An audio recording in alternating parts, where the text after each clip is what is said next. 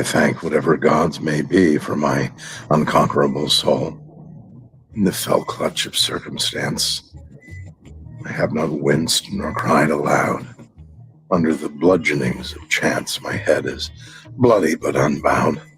Beyond this place of wrath and tears looms but the horror of the shade, and yet the menace of the years finds and shall find me unafraid. It matters not how straight the gate, how charged with punishments the scroll. I am the master of my fate. I am the captain of my soul. We're exporting a whole lot of really bad and dangerous rhetoric, bad research, and unfortunately it's being picked up and amplified in other countries. It's the same battle, Mr. Myers. We've been at it before. They want to addict these kids, this time to an e-cigarette, which has a chemical that's addictive. We know what it leads to. Sadly, it leads to tobacco addiction, disease, and death. I'm going to get you addicted to nicotine. I have a customer for life. We have hundreds of cases nationwide where people have gotten sick or died using these devices. Look what they're trying to do. All the delicious flavors of e-cigarettes are poison. They're not people giving up smoking. They're not people that ever smoked before. Most people that vape never smoked before. Just think if your kid was doing this and winds up with an IQ 10 or 15 points lower than he or she would have had for the rest of her life. Addiction is being fueled by kid-friendly flavors and kid-friendly cool marketing. It is outrageous that these companies specifically market their bad products to kids. Today, right now, it would appear the wildfire of e-cig use among teenagers, high schoolers, middle schoolers has not let up. There is a moral panic over it. There is a moral panic. And they can't find anything wrong with it, so they're hell-bent to find something. We're worried that, in fact, a lot of members of the public still think that using an e-cigarette is as harmful as smoking a cigarette. I mean, I have said that it would be tragic if smokers didn't quit and carried on smoking because they hadn't tried an e-cigarette, because they were worried about the safety of an e-cigarette. The most disheartening thing is still the anti-choice rhetoric, the desire to enforce this quit or die mentality and refuse to allow individuals to reduce their risk unless they're willing to give up everything. I am the master of my fate. I am the captain of my soul.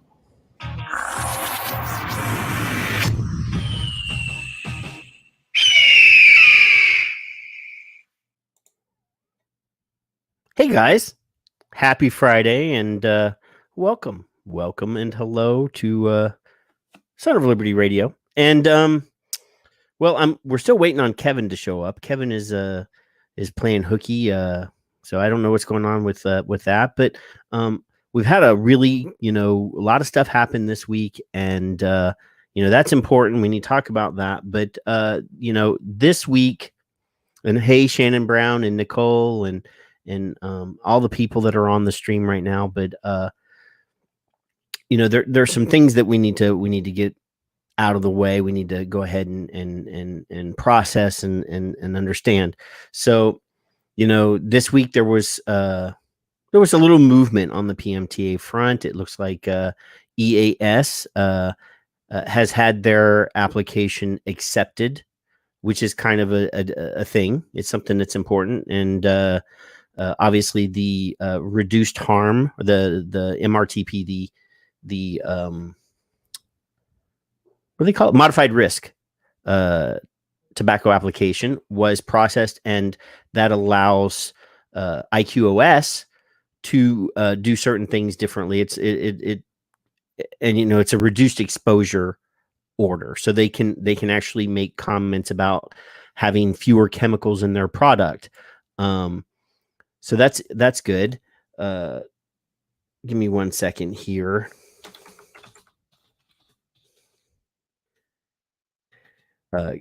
Kevin is being a goofball. I sent him the link, and he says he doesn't have the link. I sent it to him, so there he goes. I got a notification that he has actually seen it. which is good. Now, just bear with me because he's an old man, and sometimes, he doesn't move as quickly as other people. And he's also probably forgotten to plug in his microphone again, but we'll find that out when he plugs in, when he shows up. But you know what? Since Kevin is dilly-dallying, I want to introduce you guys to somebody that I've known for a few years. A few years ago, when I was with the vaping militia, there was this guy who was doing this thing on the internet, on the Twitters. It was called the Daily Action Plan. And that is really the reason why I actually got on Twitter in the first place, was because of this thing called the Daily Action Plan. So this young kid named Alex Clark came up with this thing. And I really wanted to have him on so he could describe what the Daily Action Plan is for all of you people that don't know. So everybody say hello to the young and incomparable Alex Clark. Hi, everyone. So this Daily Action Plan thing, what is this thing? So, well, credit where credit's due. I think I explained this the other night too. Matt Allen was the person who brought me into that. I guess I was kind of active on Twitter a bit on my own, and I was following a lot of the European vapors who were very active on Twitter in the beginning. And Matt had put together, he took this from what he was doing in Texas. He was the president of the Texas Poker Players Alliance. Yes, I met him at a Texas event one time. But what was this Daily Action Plan thing? Because I loved it. Because it was super easy. So that was the point, was to make it really easy. And go ahead. Well, I was going to say, there would be a tweet, and it would have all these little links in it, and all you had to do was click on the link, and it would take you somewhere and either show you an article or show you something that you could take part in. It was really cool, and I'm kind of sad that nobody's doing it anymore. Well, I think it might have gone the way of like Thunderclap and some of the other very easily perceived as spammy kind of platforms. Right. We used a platform called Spreadit, and it was free. You just had to sort of pre-write the tweets, and you put them into the system, and it would crank out, a little shortened link. And I would sit there. I mean, when we did like New York City Council, there's 50 council members. So hunting down as many Twitter handles as we could, and just crank, there's links for all of them. I don't know if people remember when New York City moved to ban vaping indoors. Mm-hmm. We just slammed the city council with tweets. They actually mentioned it. We kind of pissed them off. We did the same thing for Chicago. I know Chicago also, they brought it up, like they had been attacked by people on Twitter. And there was even a study done that actually the Fight for Your Right to Vape Daily Action Plan didn't make it into it, but CASAA did. And it was one of those studies. I can't remember if it was commissioned by the Chicago Department of Public Health, but it was basically, this government manufactured propaganda. Yeah, and they called us all AstroTurf. Yep, it was they were just trying to dismiss us all as some industry funded shill kind of effort. And Carl Phillips has a great blog on it. It was something like CASAAism used to be featured in this study, and goes into it in a lot of detail. So yeah, I mean, it was a lot of fun, and we used to. I had to start a special. The Twitter account's still there. I haven't used it in years, but I had a Twitter account, Facebook, and I think we had about 3,000 people at one point following on Facebook. I can't remember. Forgive me if I overblow the numbers. It's been a long time, but the idea was to really work up this group of people. It's much like what we've been doing with CASAA, is build this army of people on social media. We can send out these tweets, get them alerted, and they'll take out. We'll see these waves of tweets going at officials just every day. That was the plan. Yeah. And that was like 2013, 2014, 2013-ish, 2014-ish. I think I started volunteering with CASAA by the end of 2013. I was doing like the just old school calls to action, and for Greg, doing the contact sheets for him.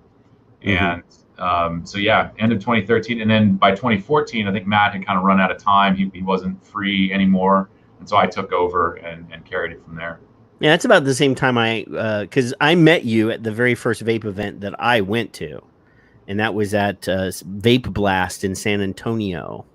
Oh wow! And that was the first time it was in San Antonio. It was actually the second Vape Blast, but it was the first time that it was in San Antonio, and that was when the vaping militia in CASAA split a booth, and that was also the very first time I met Phil, the very first time I met Demi. Like, that was like my first, I met Shell. That was the very first time I met Shell. Like, everybody was all at that first event that I went to. Yeah, and Julie, I sort of got, Julie drugged me on the stage. There's I had one of the existing photographs of me doing the stage thing was her dragging me up there because I didn't really want to talk, but you know how quiet I am, and I really don't like to talk too much, but yeah, that was a heady time. I mean, there was a lot of stuff going on. A lot of people don't realize, like, we were doing like daily calls to action. We, one time, every little town in the world, or at least in America, wanted to stop people from vaping, and there was like calls to action every day, and we actually had more assets then than what we have now, or at least I was getting emails that were helping me find stuff, and when I was doing that, and it over time those started dwindling. But you have to sit at your computer every night and type in, try to find agendas for every little city in the world, or in the United States. That was a pain in the ass, I'll tell you that. I'm glad I don't have to do it.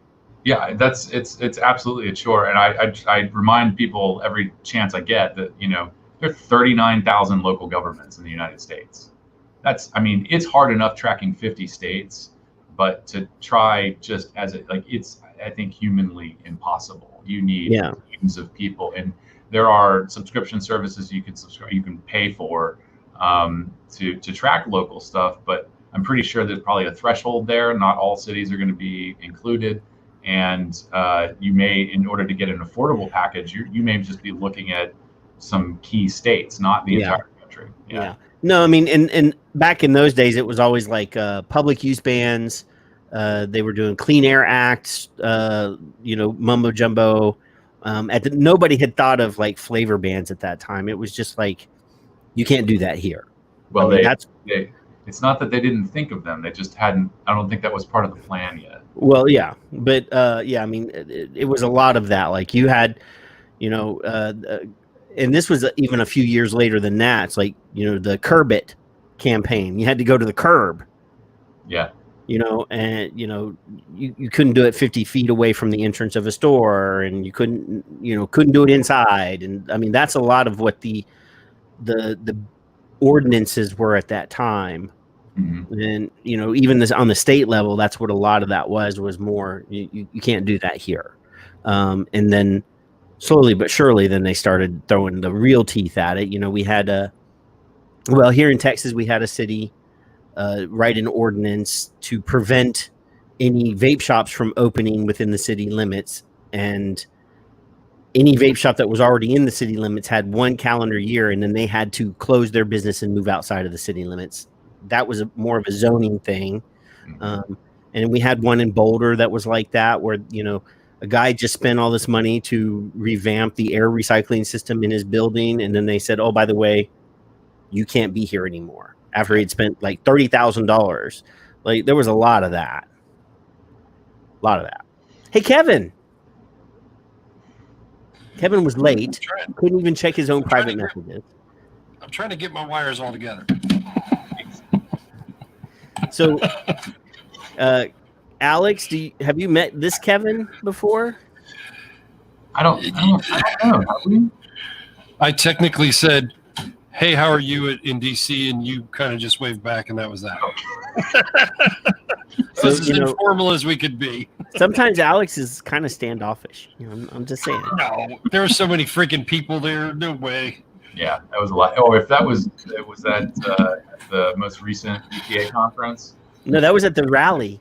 The rally. Okay, yeah, that's even worse, man. There was so many people there. I was freaked out the entire time. So some of that's a blur.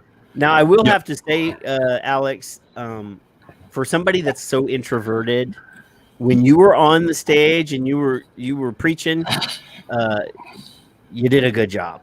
You were pretty awesome. Just saying.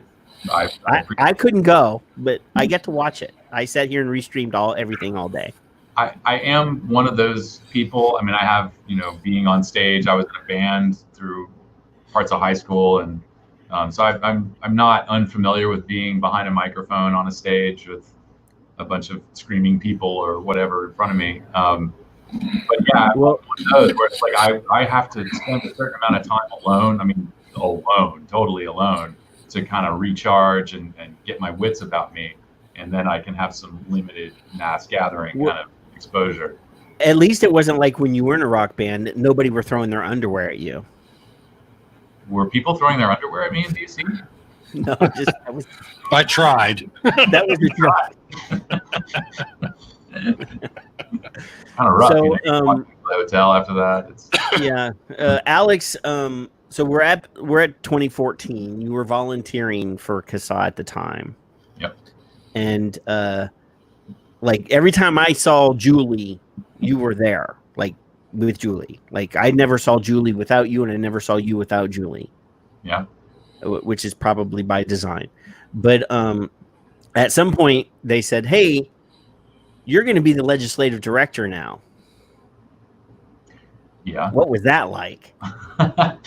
Well, that was sort of, I mean, that's how I came into CASAA. I the first thing that I did when I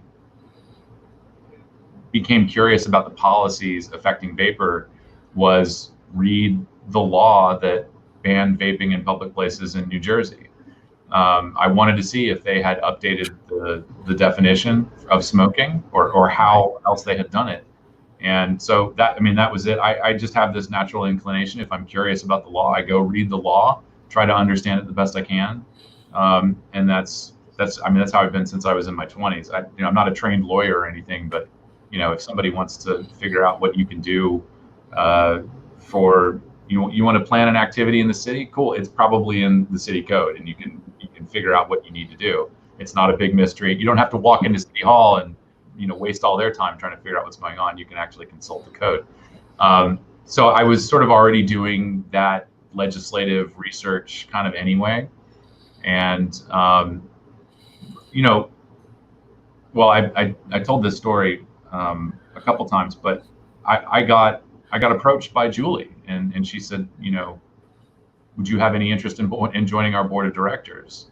And we had a nice long conversation, and she, Julie never wants for detail. So it was a pretty good introduction into what CASAA is doing and how I can be involved. And at the end of it, she said, do you have any questions?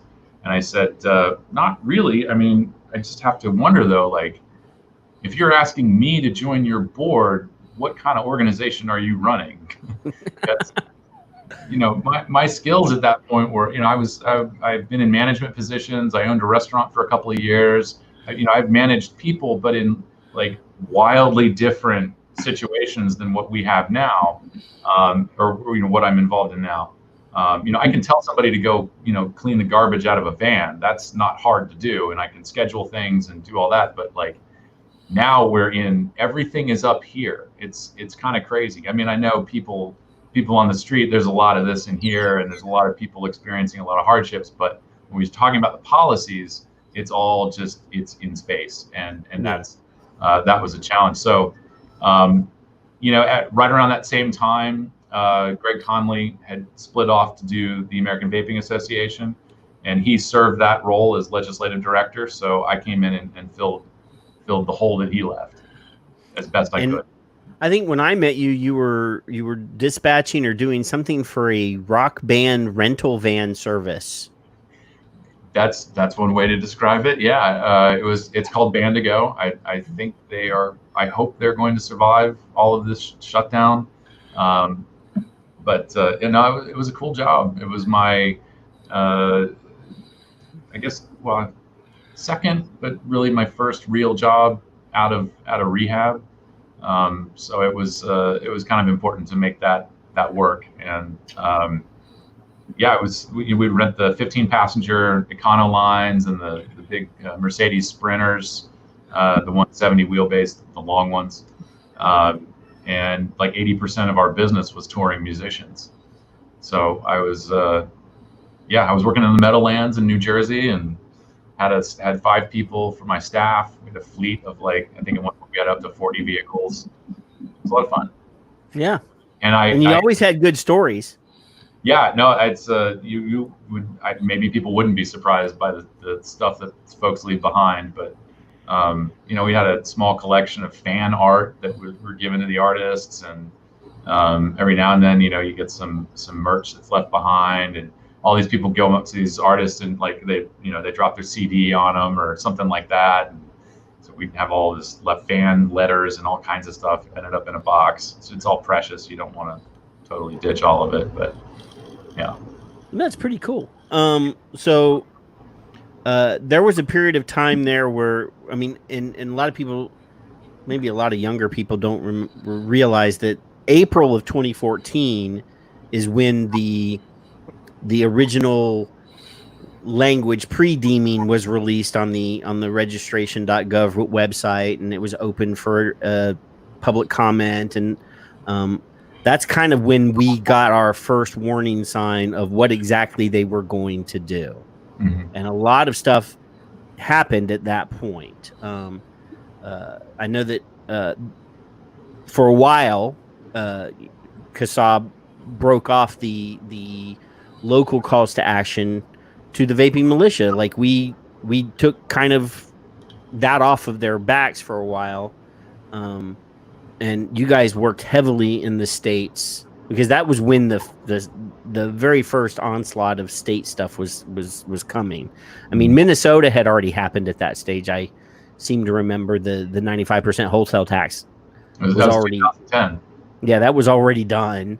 But that was the trial by fire, really. That was when, you had just taken that role, and there was a lot of stuff going on, and, dealing with the federal stuff. I mean, there was a lot of different things that we tried to do. There was petitions that sort of, and regardless of what your opinion is, a petition, it might help. It might not help. It doesn't hurt anything to sign it, as far as I'm concerned. But there was tons of things that were going on. A lot of people, there's a lot of people in the chat room that are after this, that came into vaping after this and didn't realize, we've been fighting essentially since 2009, really. The moment this technology was brought onto the market, there were immediately people that were trying to shut us down.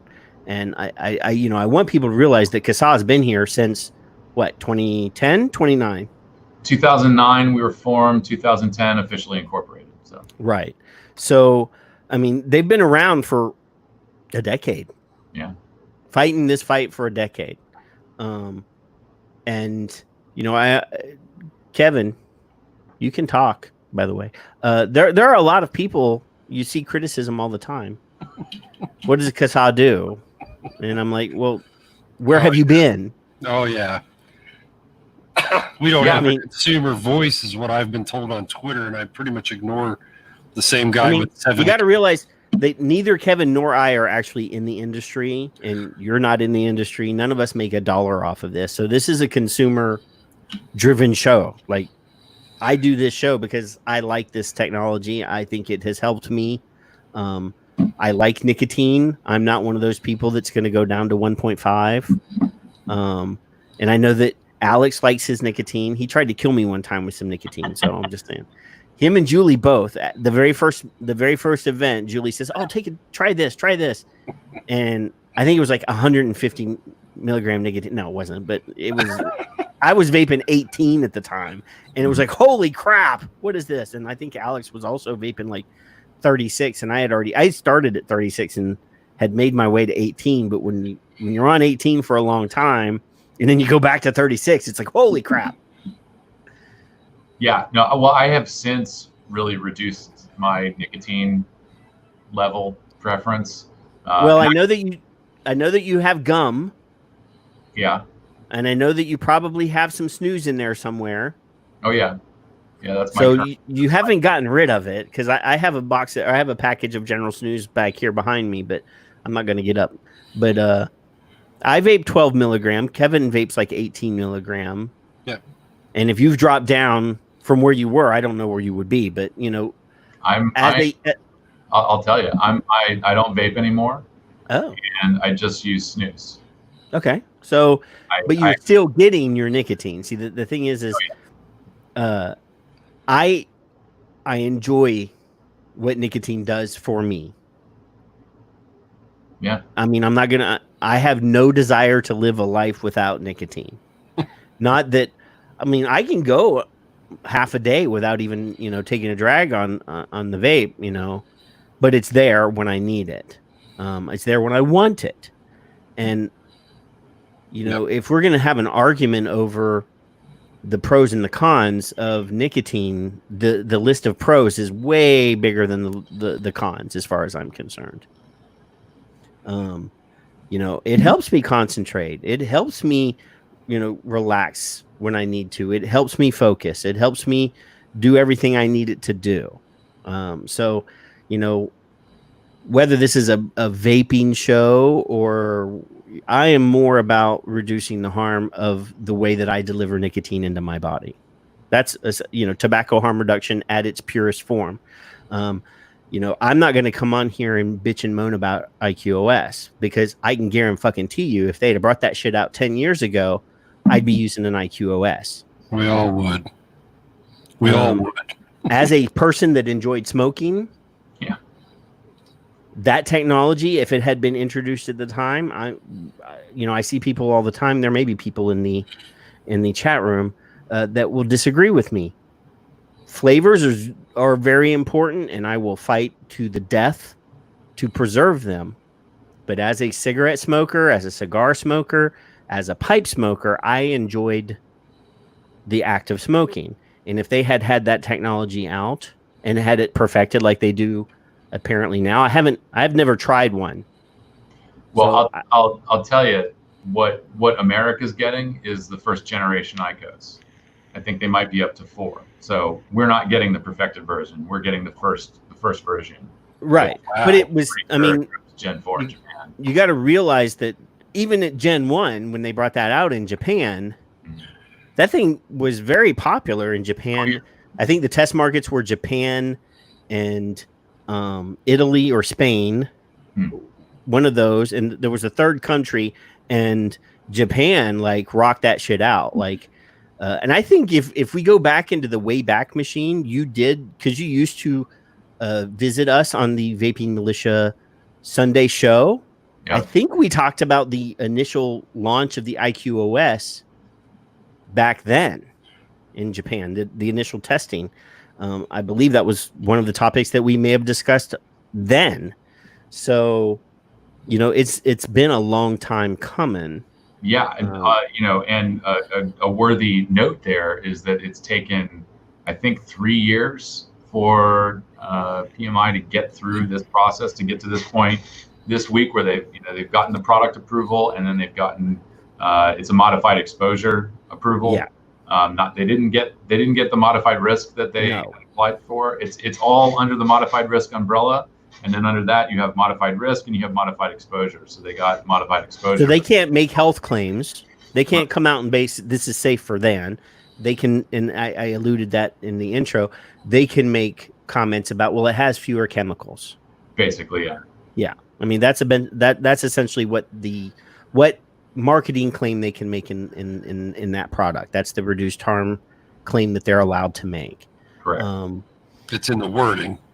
Right. Yeah, I mean, it's always in the wording. It's all the devil's in the details. If you look actually on the FDA announcement, I don't have them committed to memory, but there's I think 3 statements that they're allowed to make on their marketing materials, and there were 2. The 2 modified risk statements were not approved, but everything else was. Right. And as a former smoker, Alex, had you found that 12 years ago or whenever you started, would that have been like extremely familiar, or have you seen one? I got to use one a couple of years ago, and it's possible. The flavor wasn't that great. I tried the menthol heat sticks. I think I only used like 3 of them. It was and I had been vaping for probably a year or 2 before I tried it. So it's, look, I mean, for anybody who's out there thinking that like PMI is coming for your vape business with IQOS, they're not. Like this is not something that vapors are going to transition to. And in fact, I would expect, that would be consistent with PMI's sales process, the retail experience that you go through. If you said that you were vaping, they probably wouldn't sell it to you. Wouldn't you call it a possible stepping stone for a business from smoking to IQOS to vaping or snus? To some consumers, I mean. Yeah, I could see people transitioning. Definitely, I can see people transitioning from smoking to IQOS. It's I mean, today, like right now, in the reality that we're about to be experiencing, it's hard to imagine that, following through. I'm not really sure what vape products are going to get accepted, what that market is going to look like. But yeah, it's totally possible, and especially once I think people understand, it's well, again, I don't know what is really going to be available other than.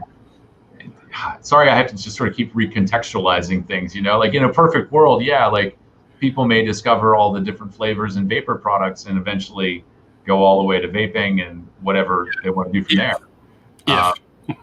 But I mean, yeah, the IQOS, it's like it's pocket size. It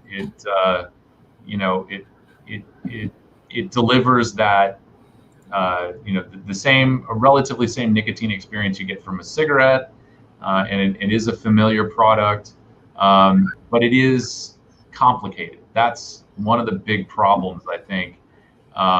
But on the other side of that coin, you can say that's a real big benefit because it's not like kids are going to pick this thing up. I think the starting price in America is like $70. I think in Canada it's $120 Canadian. Or it was. I don't know if the price has come down. So yeah, the initial cost is high, just like open systems. And then cigarette the heat sticks, I think they may or may not cost the same amount. We'll actually see soon, because I think PMI and maybe Reynolds, Altria, not PMI, Altria and maybe Reynolds have been pushing what's known as the harm reduction language. And this is the 50% discount on whatever taxes for any product that receives a modified risk order. So technically, they've received a modified risk order, and if heat sticks fall into the definition that a state has that would qualify it as a cigarette, then they should be receiving, if they have this language, then IQOS would receive half off the taxes, which hopefully that's true in a lot of places, and they'll have a competitive edge. Right, and their entire MRTP is posted for you to download in zip files and read. It's huge. Huge. Their PMTA was like 200,000 pages. It was some crazy number of pages. We'll see you in March. The MRTP is an equal amount of documentation. So as far as I yeah. remember, there's a lot of cross pollination there. Well, yeah, I'm sure some of that's identical a lot information, of but the same things. The additional stuff is sort of the marketing plan and the statements that they want to make. That's sort of that's kind of the nitty gritty of it. Right. The science, of course, is very important, obviously. But I mean, literally, this is only the second MRTP that I know of that has been reviewed in some way, shape, or form, been allowed to go through. Correct. I know that snus got their PMTA through after a decade or longer of trying to get that product approved. I don't know that it was that long. I mean, it took longer than sort of allowed by the law, but right. It took 2 years for them to get their PMTA. Well, but they had already submitted several generations of that through, though, and every time I talked to Swedish Match maybe 2 or 3 years ago, and they were talking about, well, we submit, and then FDA reviews what we sent them, and they sit on it for a while, and then a new president comes, and the next thing you know, their administration changes, and then they send us back another list of requirements, and then we do that, and then it's they've been trying for a while to get that product legal in the States.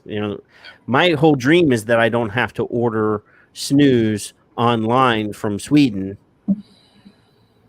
that someday I'll be able to go into a store and get them. I mean, I can get General snus here now, but well, there's another brand, actually.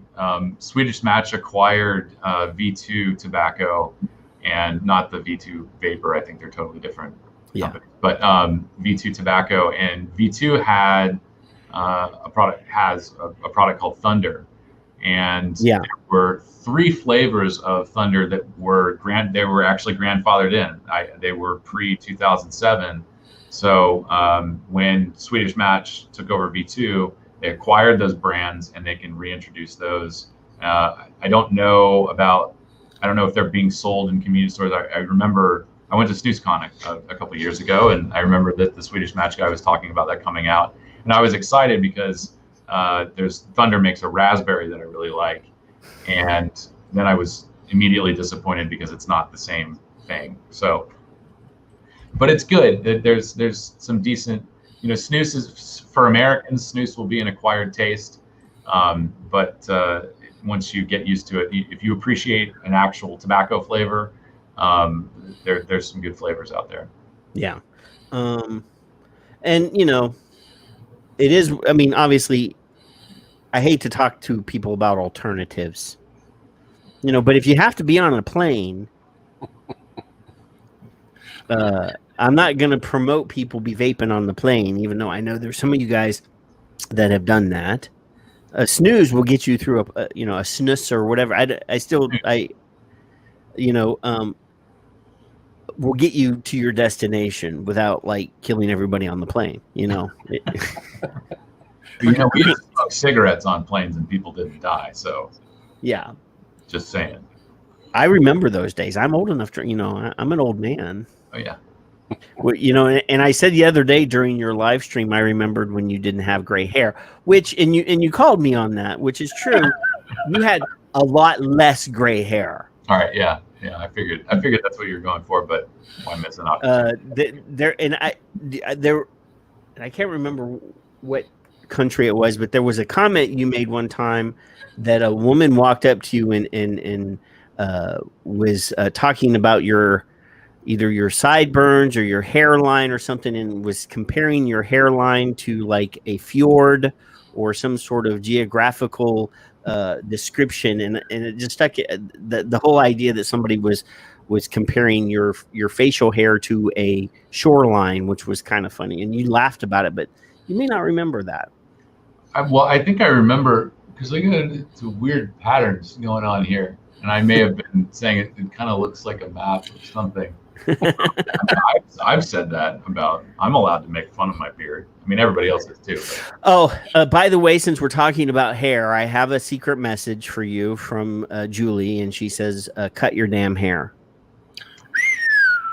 Fair enough. I don't know if you actually caught the intro video because you were away from the camera, but I actually ran my intro video past Julie because I did take some creative license. I wanted to make sure that I had her permission before I did that, because there's not anybody I'm afraid of disappointing or upsetting other than Julie Wassner. So I wanted to make sure that I had her permission, and she laughed. So she said it was very good. And I may replay it for you later, because I did design it to trigger you. But I'm not sure if you caught it. So I did catch it. I did catch it, and it was. I'm not going to go as far as to say triggering, but certainly there was some aggravating. The Bloomberg comment about vaping reducing your child's IQ. Yeah, that's insane. Obviously the Chuck Schumer portion, the audio is not nearly as important as what is on the video at the time. And I'll post that video separately so people can go back and watch it, because there are some humorous moments during that video that people should. And I actually shared a much shorter version on Twitter to kind of get people interested in coming and talking to us. I do take a minute to say hello to Bruni and Char and Bill and Victor, and there's a bunch of people that I forgot to say hello to as they came in. So I think I said hello to Nicole Fagan Malloy, but hello Nicole and Paul and Jim. There's a bunch of y'all in here, and Fig's in there. I know that Fig's busy, and Megan is on the YouTube channel. Jennifer, Yolanda. So thank you guys for coming. But really, I just kind of wanted to describe to people, because there's a lot of people that came into the vaping advocacy world, 2016, that really didn't understand that there was 6 years of fighting before they showed up. We're not going to go through day by day or year by year, but there's a lot of stuff that happened. And you said the other day on your live stream that there hasn't been a lot of measurable victories that we can really like pin a ribbon to and say, okay, but I mean, there were. It's just that a lot of them weren't huge that we could, obviously, you mentioned delays.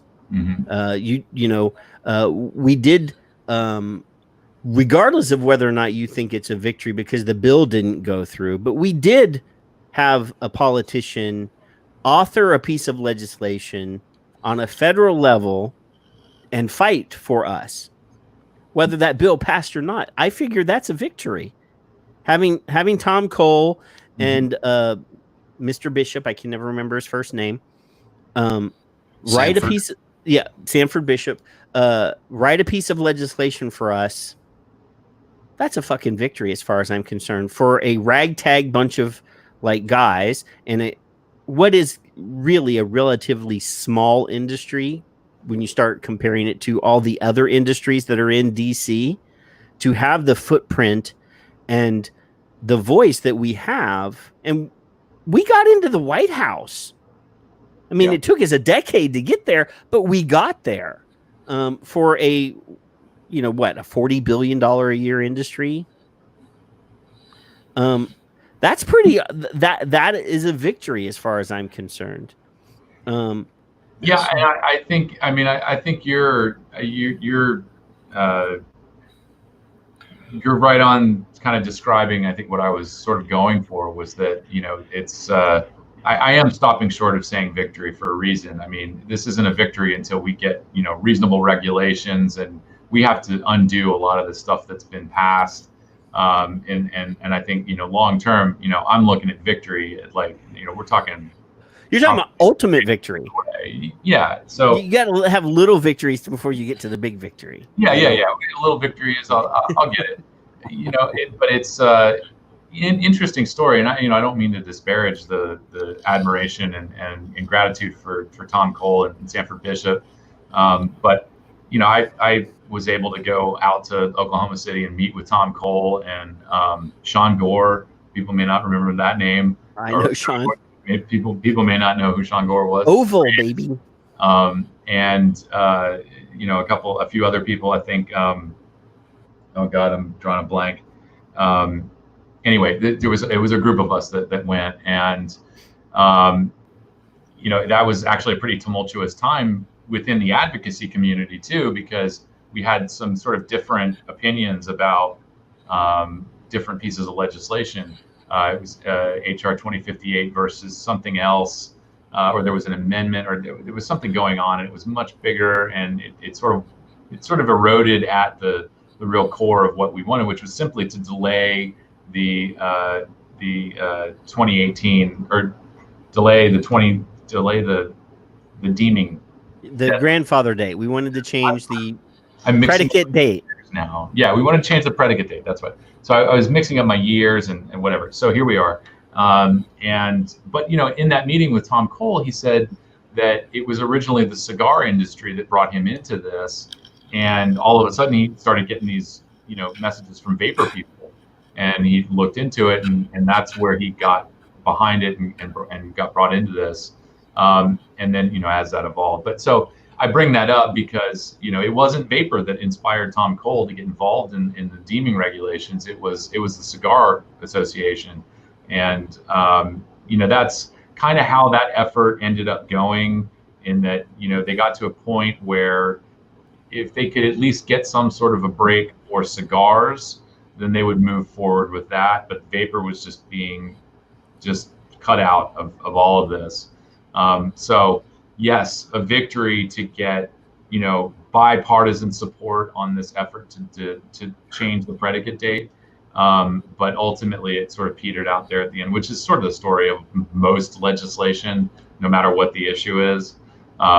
So it, definitely a nice step in the road, but yeah, sorry, I just have that longer view kind of perspective. And I think the other bill was this guy's bill.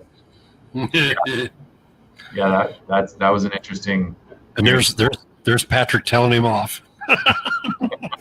I'm not going to say, but look at this. Yeah, he looks a little concerned. Yeah. It's funny you make him look that way. I didn't make him look that way. He looked that way. That was an interesting conversation. I'll just draw the line at that. But yes, that was the other bill, I believe, was the let's create a whole new branch of government bill. Yeah. That was essentially going to create a whole new health and human services department. It was, and I'm like a Center for Tobacco Harm Reduction Products or something. Right. And I'm like, okay, Donald Trump just got elected and he's talking about reducing the number of branches or the number of departments in the government. And, for every one regulation that passes, I'm going to throw 10 out. And you're talking about creating a whole new regulatory body. And anyway, but he was at one point, he was Trump's very first senator or congressman liaison during his campaign. So he might have had an in, I don't know, but it just seemed like a ridiculous bit of legislation to me. So, but anyway, so all of this is to explain that CASAA, that, you're part of CASAA, and CASAA's been around for a decade fighting for people. To roll into a deeper conversation about what I've been tweeting for the past 2 days. I stole a JFK line. Don't ask what CASAA can do for you, but what you can do for CASAA. I mean, that's essentially all of that was just to build up to the fact that CASAA is in a situation where we need to help CASAA. Yeah. So explain to us what it is that the problem is, because you've been on live streams all week and I'm sure people have already heard it, but for the audio podcast people that don't watch the live streams, explain to us, in the mission of CASAA, what CASAA needs from us, and what is CASAA going to do in the future when we hit those goals, because I'm very confident we're going to hit those goals. Sure, and thank you for your confidence. It's probably good to have a little bit of background of where we came from.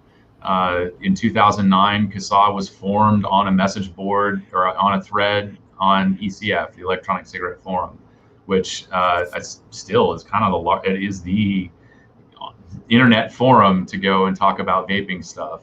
I've been banned on there since 2012, so. All right, well.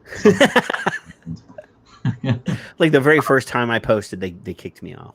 Yeah, I think there were some overzealous moderators, but so yeah. Anyway, it was that was the resource for the community. There wasn't. I don't think there was a lot of people organized on Facebook, and certainly not a lot of people on Twitter. And it's, you know, the great thing about the forum is that all of this stuff is preserved, and so you can actually go back in time on ECF and find where CASAA was formed, and it was formed by a group of people. I think there were probably some people in the industry at that time, and consumers. Kristen Marsh was one of them. I've seen her in the chat as well, and she actually has a blog post. I'm forgetting. She should link to it since she's here. But she has a blog post, you know, going through that process of CASAA forming, and it links back to the original thread, which is awesome. And they got together because FDA was seizing shipments of vapor products coming in from overseas. And that was where we had the Soterra case in 2000, Enjoy versus the FDA. And that's where we get the quote about how it was not the ruling, but it was the judge's opinion or their comments about the case, was that if these products were to be regulated anywhere, it would be under the FDA's newly granted tobacco authority, which 2009, the Tobacco Control Act passed. The case wrapped up in 2010, and that's where we get that statement from. And the problem at the time, of course, was these companies were actually making claims about how these products are safer than smoking. And I like to bring this up because whenever we've heard people talk about how all these products are completely unregulated, no, actually, as soon as they hit the shores, they were subject to some level of regulation. And so at no point in any of this have any of these companies been able to make claims like this product will help you quit smoking or this product is safer than smoking. FDA has always had authority to step in on any product that makes therapeutic claims, because you have to go through the drug and device pathway in order to market it that way. And so to date, no vapor product has gone through that path. But Bloomberg is going to try. So yeah, this organization from the ground up has always been a consumer-driven movement. And so all of this time, I mean, for 11 years, we have never fundraised like this in the community. I think we became a bit overly reliant on the businesses being able to support what we're doing. And just so everybody knows, when an industry stakeholder donates to CASAA, that conversation is, thank you, we appreciate your donation. And that's pretty much it. It's not like, what position do you want us to take on a tax bill? Or, I don't get a call from businesses saying, hey, can you guys lay off of, supporting online sales? And if they did call me, the answer is no, we're not going to lay off of supporting online sales. And so there's no quid pro quo. It's not really a two-way street. I enjoy the relationships with these people that, they're good people. I know why they got into the industry, and sometimes they are a good source of information, intel about a particular law or, some other goofy stuff that's going on. But other than that, it's CASAA. It's the all-volunteer board of CASAA that's calling the shots. And I am privileged to have had the opportunity to have those policy discussions and develop our position on things. Taking on things, we were one of the only organizations that was opposing Tobacco 21. The industry has eventually rolled over on that, not because I don't know how many people in the industry actually believe that that's the best policy, but it's certainly a good position to take if you want to look like you are cooperating and you can be negotiated with, and that's valuable, certainly. So I don't want to completely dismiss it, but it's still one of those kind of feel-good policies. There's some science involved and this and that, and I'm sure I haven't read it all, but the original studies that went to inform that particular policy didn't account for the availability of vapor products, despite the fact that they were being sold in 2013. So anyway, that's the total. So side. Dan Donahue, when you donate that $500 that you're fixing to donate, don't be contacting Alex and saying that you want him to come to Jersey and tell him what to do. Just saying. Dan is great, and I would totally come to Jersey to hang out with him. I don't have a car at the moment, but he can't dictate to you, what you have to do to fight in New Jersey. No, and I know Dan, and he would never do that. Shh. I'm trying to guilt him into writing a $500 check. Shh.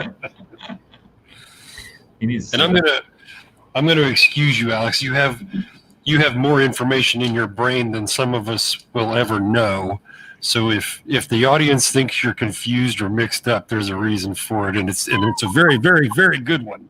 Well, I mean, when I met him, he looked like he was 35, and now he looks like he's 65. So the years of bearing through all these different legislative sessions and all the late night hours reading bills until his eyes water has really done a number on Alex. So we need to make sure Alex is taken care of. Yes. So, when I cut the COVID hair, I'll lose like 10 years. So I'll be a little closer to my real age. Well, maybe when you cut it all the gray, you'll get all the grays. Maybe they're darker at the root than they are at the end. No, that's white all the way through. Actually, I went to high school with a kid who not to digress too far, but over the summer between his junior and senior year, his hair turned completely white. Wow. And he was in like an awful car accident and he got like really stressed out or whatever, but his hair so when everybody's like in a horror movie or something, somebody goes through something stressful and their hair changes colors over time or whatever, it actually did happen. So I'm worried about whatever trauma caused you to turn your hair white. That was a drink word you snuck in there. You were holding the sign upside down. I can't do an upside down drink. Is it upside down? You could throw up. That's an upside down. I have done that, but not on the air. Good. So anyway, back to CASAA. So it was, we have over the years become overly reliant on donations from businesses.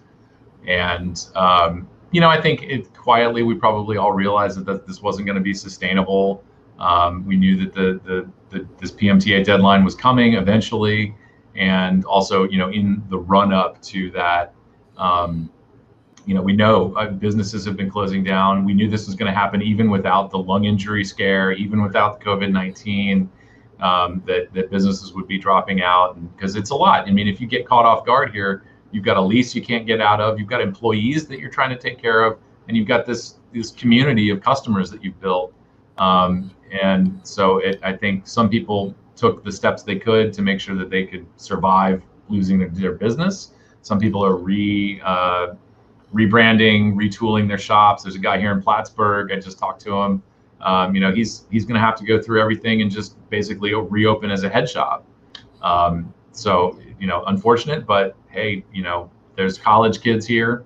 And I think there's like one or two other head shops in Plattsburgh. Well, does New York have medicinal or recreational or anything like that for other alternative products? We have very, as I understand it, it's very limited medical marijuana. And because here in Texas, we don't got that. There's certainly a market for people who have their medical cards. And then we're just next door to Vermont too. So Vermont, the possession and growing certain amounts for recreational use. Yeah, decriminalized. No, it's legal. It's just straight up legal.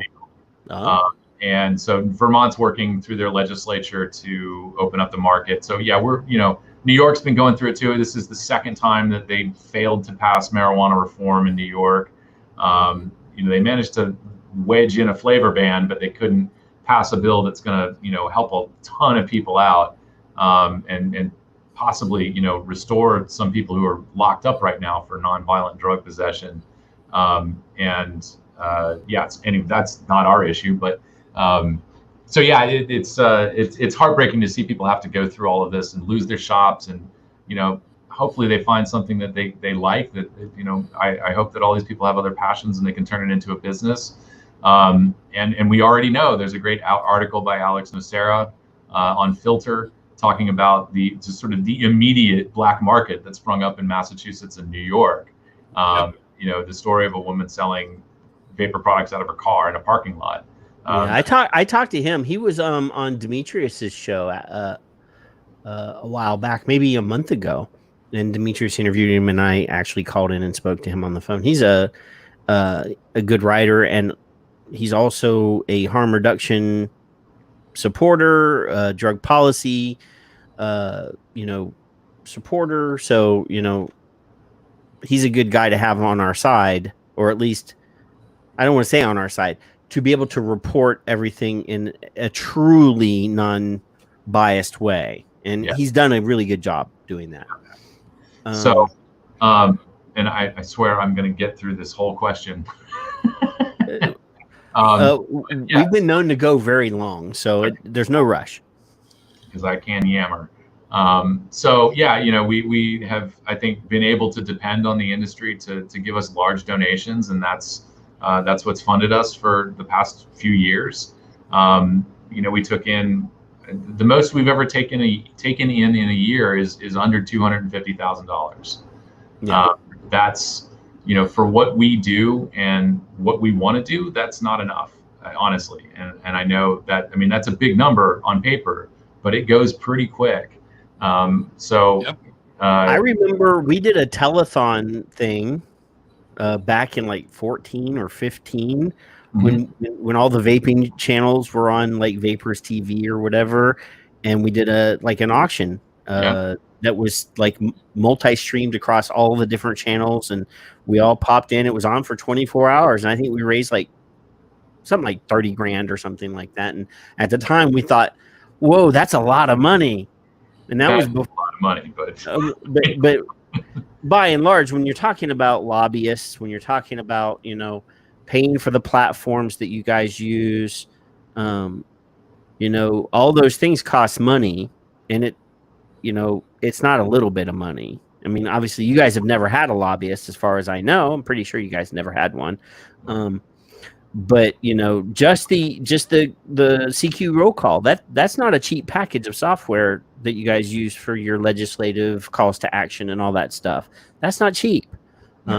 That all that stuff costs money. I know that you're I think the only full-time paid employee. Is that correct? I'm the only full-time. Kristen is a part-time employee, and our CFO is a paid employee. So it's not like you guys have a huge staff that you're paying for, but it would sure be nice. Yeah, for you to have somebody to help you do legislation, for Kristen to have help, for the marketing people to be able to market, for there to actually, and that costs money.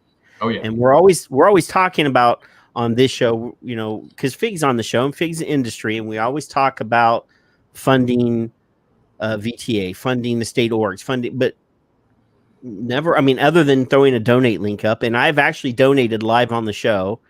I did AVA one week and I did CASAA one week so that I could show people how easy it is to do it. I did it live on the show. So, it's on video. It happened. It's not hard, but we got to realize, whether you believe there's 13 million vapors in the United States or if it's less. And I'm actually one of the people that believe that the full-time users of this product is much less than 13 million. It's a very small percentage of the people that are actually engaged and fighting and funding the fight. It's the same as businesses. Consumers need to pony up. If you want to have a voice at the table, everybody keeps saying, well, consumers don't really have a voice. This is the only way that we get that voice, is to make sure that CASAA is healthy and able to do what it needs to do. So yeah, I mean, I'm Kevin and I are consumers. I donated $20 because that's all I had the other day. But there are people. Well, that was during Grimm's show. I actually threw it in $20 because at the time I had $20 and it was worth, I needed to do it. But yeah, I mean, if everybody throws in, like you said, $2 a month, I think that's what the ask was on Grimm's show, $2 a month. Just sign up for a reoccurring $2 a month donation. You get a couple 100,000 people. CASAA's got 250,000 members or something close to that, right? Yeah. That's a good chunk of change to pay for what we need as consumers.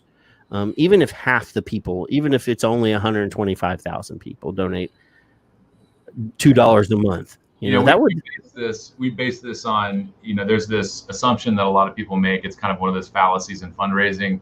You have this huge email list and you look at it and you say, if everybody just gave $1, we'd be flush with cash. Right, but your open number's what? It's about 15%. Okay, and so that's what we based it on. The last national email that we sent out was 16% open rate. And I said, well, if everybody who opens this email donates, we'll be bringing in $70,000 a month. I mean, that's some serious money. We can hire pretty much most of what we need and save money to grow, programs in the future. Yeah. And I believe everybody that's in this industry, there's probably some, but most of the people that are in this industry are also consumers. They consume this product. They use this product. There might be some people that have stopped, like you, that are no longer collecting your nicotine through vapor, but you're still getting your nicotine through snus. Yeah. And I am a firm believer in harm reduction. I'm not going to be one of those. And I try to correct people as often as possible when I see people bitching and moaning that CASAA is advocating for snus or advocating for any other reduced harm product. It doesn't say vaping. It's CASAA. There's no V in there anywhere. So you got to realize that you either support harm reduction or you only support vaping. That's a good note to start a question with. I guess two-part, Alex. I yammer as well. What is harm reduction, and why do you support like chew, dip, snooze, whatever it is? Why does CASAA do that? Because people really don't understand that, or IQOS. They really don't get this, and they're pissed. I get it, and the one thing I said the other night, last night was, I think we all have to admit or come to terms with, or just recognize the fact that a lot of us have to go through some deprogramming. All of this stuff has been propagandized over the years. So, I mean, starting in the 80s, there's been this war on smokeless tobacco, as to prevent people from getting this idea in their heads that it's safer than smoking. And the tobacco control movement made their own conscious decision very early on that, well, all tobacco products must be treated as if they are equally harmful as cigarettes. And so we have all been subject and programmed by all of the messaging that's been coming out over the decades to believe that all tobacco products are as harmful as cigarettes. And in fact, when you go back and look at the research that was done on smokeless tobacco, one of the earlier bits of research, which it may still just be that, kind of gold standard that all this propaganda was based on, it looked at, I think it was 20 women in the South who used dry nasal snuff. Now, that is, for reasons that should be obvious, a much more risky product than compared to just oral tobacco. My grandma used that. But they took that, technically you can describe it as a smokeless tobacco product, and they took it and they used that data to sort of vilify the rest of the smokeless category. Within those tobacco products, there is a spectrum of risk. So Brad Radu gave a really excellent presentation on this. For anybody, Brad Radu, RODU, you can check out Tobacco Truth blogspot or Tobacco Truth blogspot.com, whatever it is. I can't say all the letters. But Brad Radu is arguably one of the sort of founders of the tobacco harm reduction movement. He almost lost his career was threatened over the research that he was doing. And he published a book, you can see it on his profile photo there, for smokers only. And it's all about encouraging people to switch to smokeless tobacco as a form of harm reduction. And he has really good posts like this. They're short, they're simple to read. And he does a really good job of communicating this to people. So any of the skeptics about smokeless tobacco as harm reduction, definitely check out Brad Radu. Carl Phillips also did a lot of work in this space as well. So to kind of get back to the first question, what is harm reduction? It's all about meeting people where they're at. It's not a coercive strategy. You're not trying to force people to change their behaviors. You're just acknowledging, first of all, that these behaviors exist. There's all kinds of reasons for why people end up, in using drugs. I think it's the best way for me to talk about this. Nicotine's a drug. Let's all, we can put our big boy pants on and admit that. It sort of belongs in the same kind of movement with a lot of this other drug policy reform. And all of that drug policy reform is about, destigmatizing people who use drugs, not just drug use, but destigmatizing people who use drugs, and providing them with resources that they need. Think about safe injection sites. It's better for people to use those facilities. Not only are they getting clean needles and hopefully clean drugs, which is a challenge right now. I know that where I live, we've seen a spike in overdoses, and fentanyl is being found in marijuana, cocaine, and heroin. I'd never heard of that being that done before. It doesn't surprise me, but I've never heard of it done before. So you're bringing these people into an environment where they can consume the drug safely, and you also have that opportunity to have, it's usually, they say like an intervention, but it's more of just having a contact with them and letting them know, first of all, that there's someone there to support them, which is just the biggest thing in the world, and that there are resources for them when they feel like getting help or changing. But for now, you're taken care of. You can feel safe here and use this. So that's I think probably the most sort of dramatic example of harm reduction in practice. The easiest example of harm reduction is condoms. We all know what this is for. And seatbelts. Condoms were absolutely vital to reducing the spread and reducing the likelihood of contracting HIV. And so, and even with the masks, right now, we are having a national conversation about harm reduction. Masks are not going to protect you from getting the virus, but they might protect you from infecting someone else. We're not going to eradicate the virus if everybody wears masks, but we can slow it down to a manageable pace. This is harm reduction. So, and I know you can probably make the argument, well, no, it's not, because some places are required to wear masks and so on. That's even more important. The state has stepped in and say, we need to adopt this harm reduction practice because we don't have a vaccine.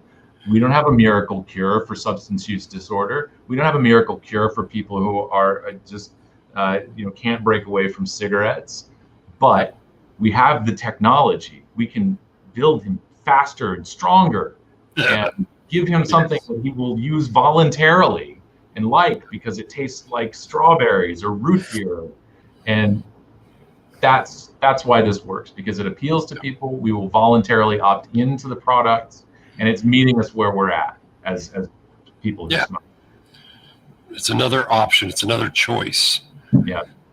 Period. And under the right policies, this could be the most successful stop smoking campaign that we've ever seen. Ever. And I think a lot of people find that threatening, but from a public health perspective, I don't see how you can ignore that. Well, the public health sector, because I have to separate who I don't like and who I do, because that's just me. I'm a consumer. The public health sector wants you to stop. Period. That's their bottom line. Tobacco control wants you to stop, and they want you to make sure you're in pain. They that's what they want. They want struggle and come on back and see us. Well, go on back and smoke and come on back and see me. That's what my nicotine patches and gums did to me.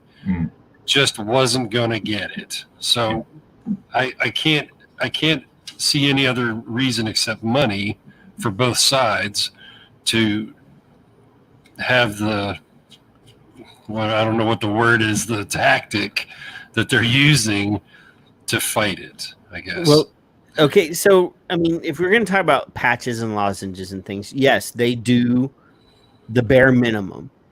Right, and you got to realize that that product has seen no innovation or change essentially since they were introduced to market.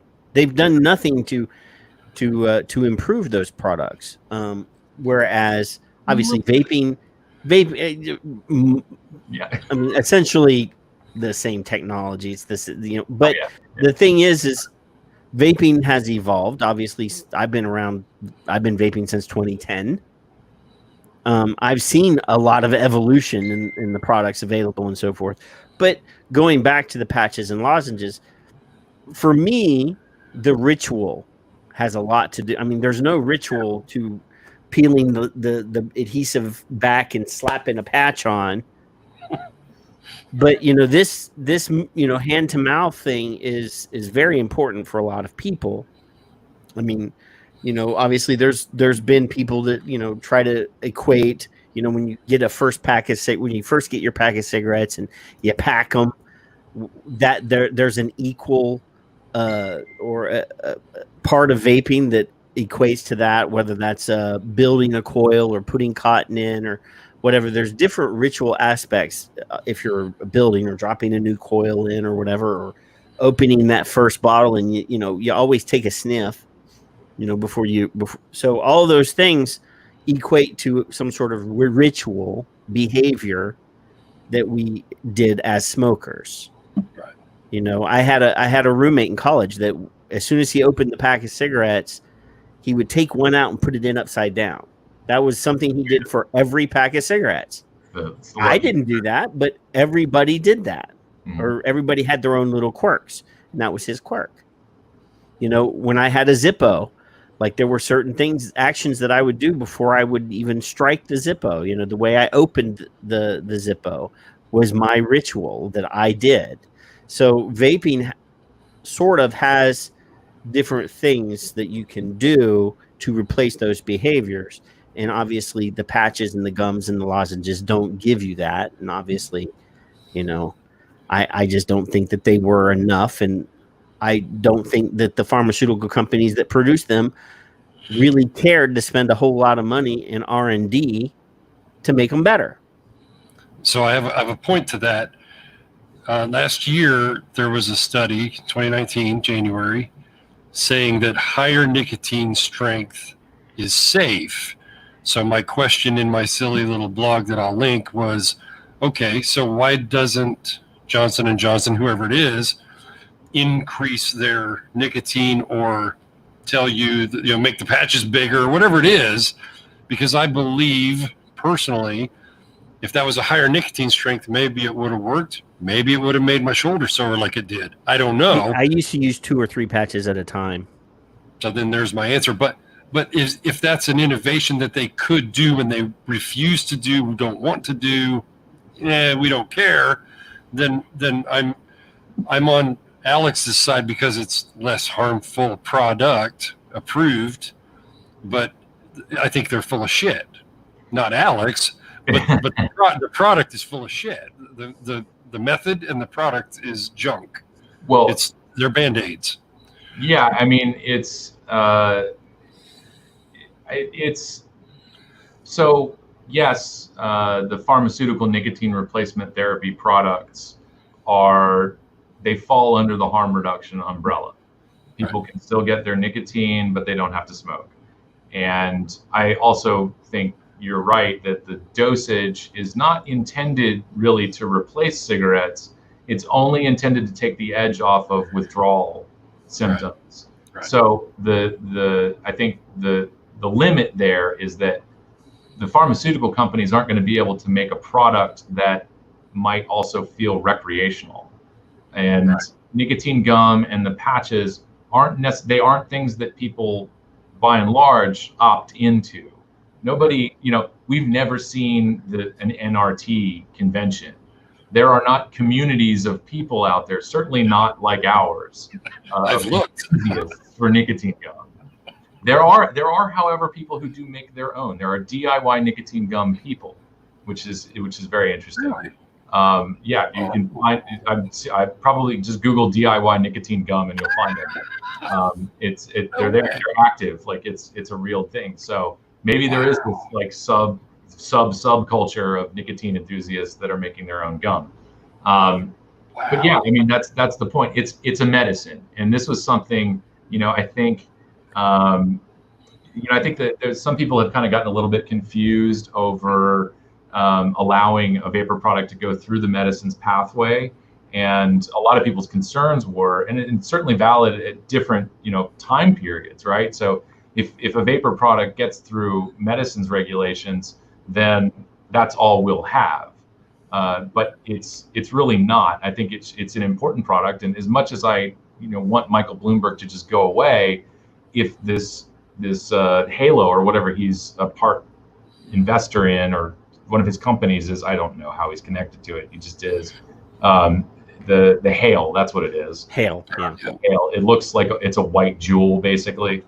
And so, if that gets across the line, that's great, because there is a significant population within people who smoke who are only going to trust something they get from a pharmacy. And so those products are very important, but it kind of doesn't fall in it doesn't satisfy the spirit of harm reduction. And I have a feeling, obviously, in Australia is actually what they were trying to do in Australia was, I think, and this could be just the conspiracy. I can put my tinfoil hat on, but I always, doing bill tracking and dissecting legislation and deconstructing and understanding legislation, here in the States we always see model legislation floated from either local to local or state to state or whatever. That pharmaceutical language in there essentially said you had to get a prescription, and part of that was that you had to have a quit date in mind. Mm-hmm. Like part of their the Therapeutic Goods Administration's memo was you have to talk to your doctor and set a quit date. That was in there. A pharmaceutical product, and when the patches first came out, they were prescription only, and they were designed. The packaging even said, and all the marketing, everything was, this is for 3 months and then you're done. Yeah, I had a prescription. Now, obviously, when they went to OTC, when they got to be moved to the OTC, and this is something that I think they probably neglected, is they got moved into a maintenance category, so that they could be on the OTC instead of having a prescription. That is when they should have probably decided, okay, hey, well, people are it's nicotine replacement therapy, NRT. People are going to use this instead of smoking. We should probably adjust the levels. I mean, because now it's considered a maintenance drug or maintenance product. But they didn't do that. So if you vape forever, that's bad. But if you're on the patch forever, that's okay. No, right? I don't know. They did remove the 3-month language off of all the packaging.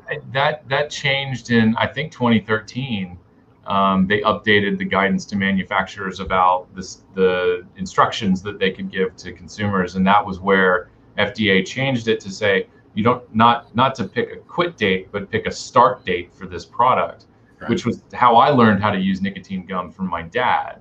So he told me about it in 2008 or 2009, and that was basically just start using nicotine gum. Start with one piece in the morning. You're delaying that first cigarette by an hour, and then as you feel more comfortable, delay it for another hour. And I had originally gotten up to the crown jewel of me being well on my way to not smoking anymore was the rock and roll van rental job.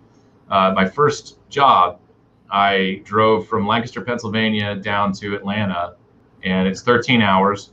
And I took the opportunity to say, I don't want this van to be all smoky for the client. So extra motivation to not smoke on the drive down. And you have to remember, part of my story was I started driving when I started smoking.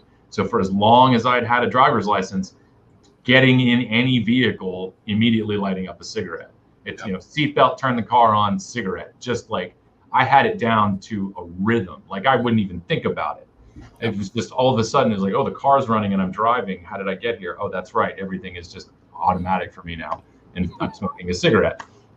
So yeah, I made it 13 hours in this van, and I didn't have a cigarette. I checked into a hotel. It was like a really crappy, like Super 8 or something.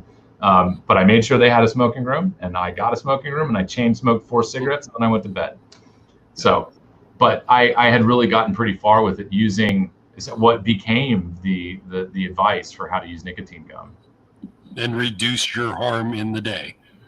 Period. Yeah.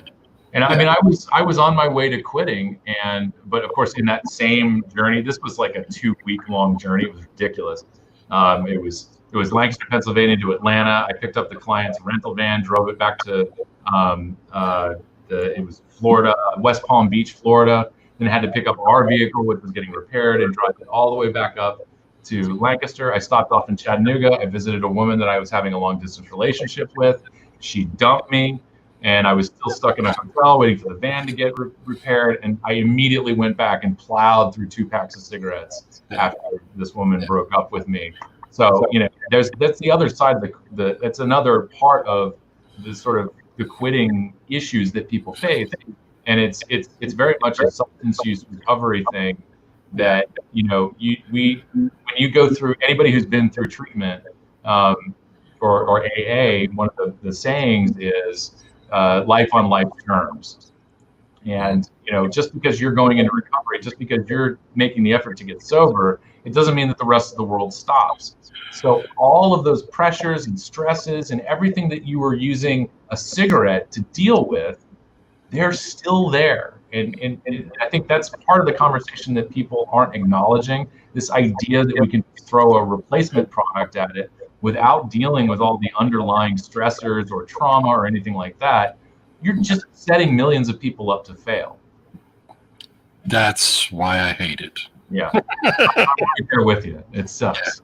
Yeah. I'm actually, while you were talking, I was sharing on screen CASAA.org, and I went to the new merch. The new merch. I'm wearing the Texas shirt, and I love the idea that you have these done for every state. Yeah. And Texas is just awesome. But the weapons of mass disruption, I really like that. So yeah, there's some pretty dope designs up there now. Those I think there's a series like 4 new designs with the weapons of mass disruption and some others. Danielle Jones made those for our store. So yeah, just like I can't stop talking about our people. So what can now, and if people buy these, CASAA gets a couple, they get something off of this. We get a percentage of them. Yeah. So even if you can't donate, like make a straight donation, and you want to get something out of your donation, repping CASAA by getting some really awesome T-shirts is pretty cool. Get your money worth out of it. I need to get the mass disruption one. Yeah, I'm going to order that one. I was going to do that, but then I took it off screen because I didn't want you guys stealing my credit card. Yeah. Okay, so what, you guys have an app. Somebody asked earlier about an app. So we don't have, well, there was an app. I don't know if it's still out there. It may not be functional. We had the same app. I think we all got on there was an app developer going around at conventions, and the militia got in on it, and we had an app that was designed, and I think CASAA went through the same guy, and I think that guy just disappeared after a while. Obviously there's like teenagers now that are like coding geniuses that can do it. Yeah, so we can get some teenagers as interns. Yeah. I don't have any teenage kids at all. So, but I'm sure that there's somebody in here that's got a kid that knows how to code and can slap together an Android app or an iTunes app and get it on the thing. I mean, essentially most of the apps today are just mirrors of the website anyway. Yeah. So we have, through the advocacy platform that we use, Voter Voice, it's not really an app, but it's a phone. You can sort of get it as an app, and I guess follow CASAA. I've only checked it out once. I haven't really. It's not the best, but it is good. I just haven't used this feature too much because I don't know that there's a lot of people. We've never promoted this feature of the platform, but you would get text alerts that they sort of it pushes through and you get the alert. But I can hit people on their phones anyway. If you've given us your cell phone number, I can send you a text. And I rarely use it because I really don't like disrupting people, too much. But when there is an urgency, people will get a text message from us asking them to take action on something. Okay. So if I'm a consumer and I have no money, what can I do? What's a suggestion or suggestions? First of all, be registered to vote.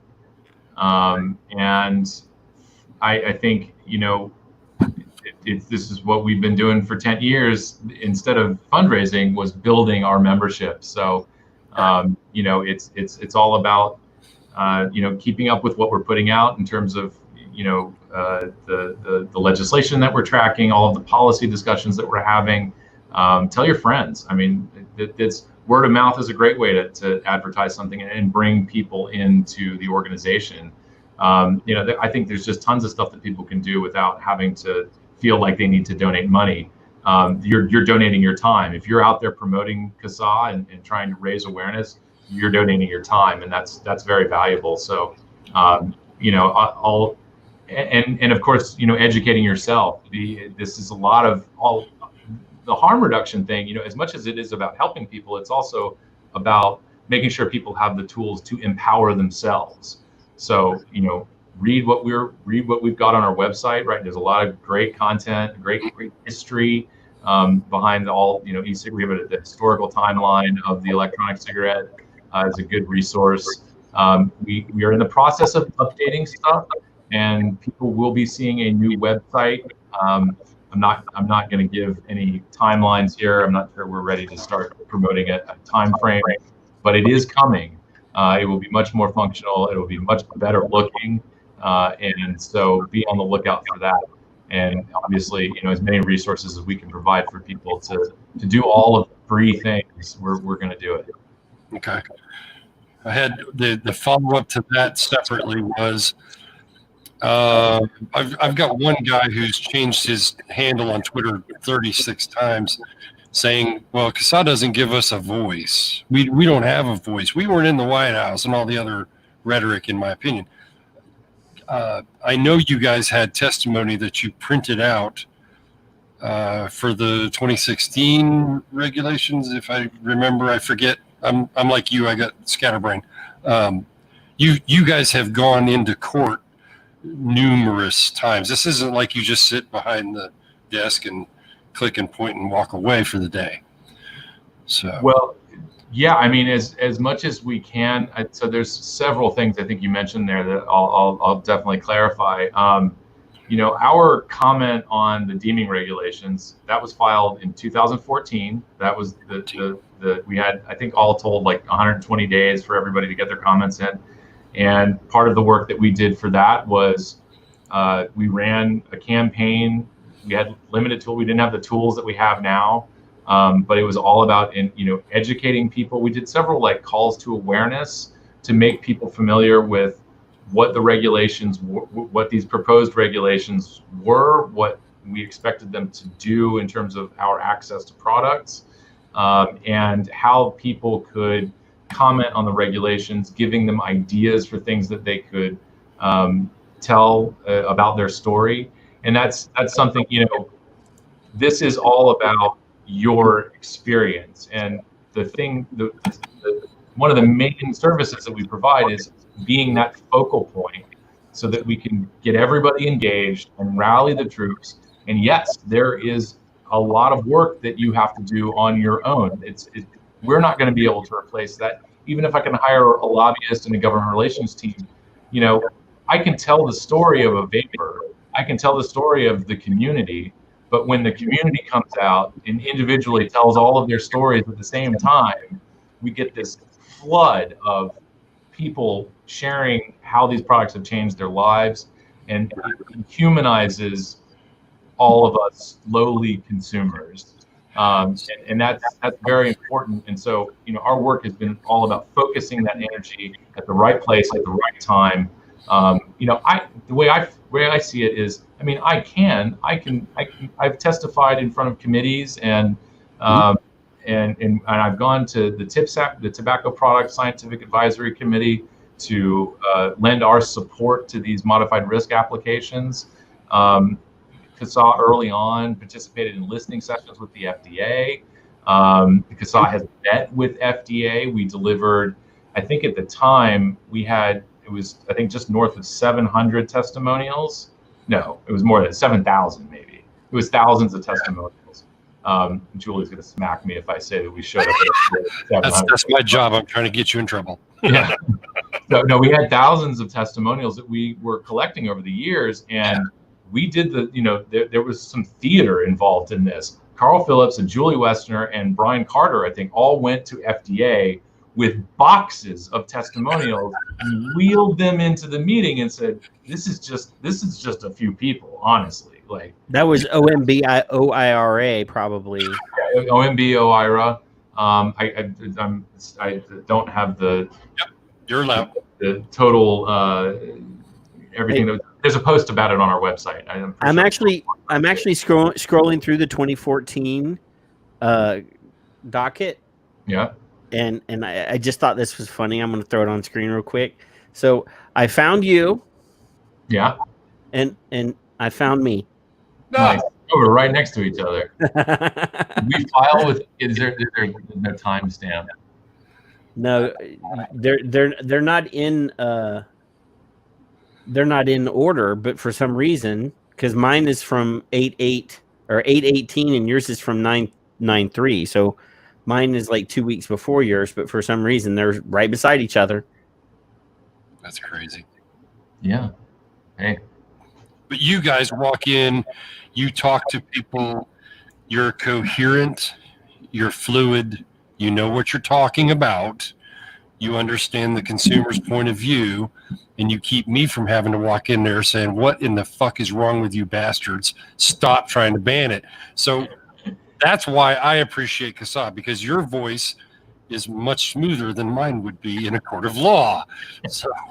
So that's my viewpoint of partially. Julie's paying attention.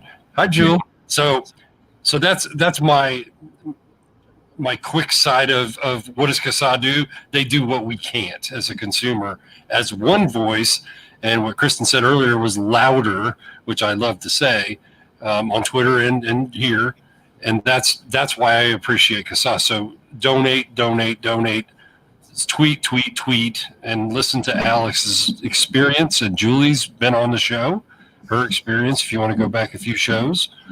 and we're trying to be as good as we can with Alex. Are we not, Patrick? Alex can say the F-bomb if he wants. I'm not editing him. And I already warned him that I'm going to be if I drop a fuck bomb in here, it's going to happen. Go drink. I mean, that's my brand. I mean, this is a drinking show. I've actually, obviously when Julie and I were on the show together, we drank more. So, yeah, Julie will do that to you. But to go back to what we were talking about before Kevin went into the weeds. Well, actually, no, I have to go back to the weeds because I want to clarify something. Oh, good. Okay. I have to clarify something. You mentioned showing up in court.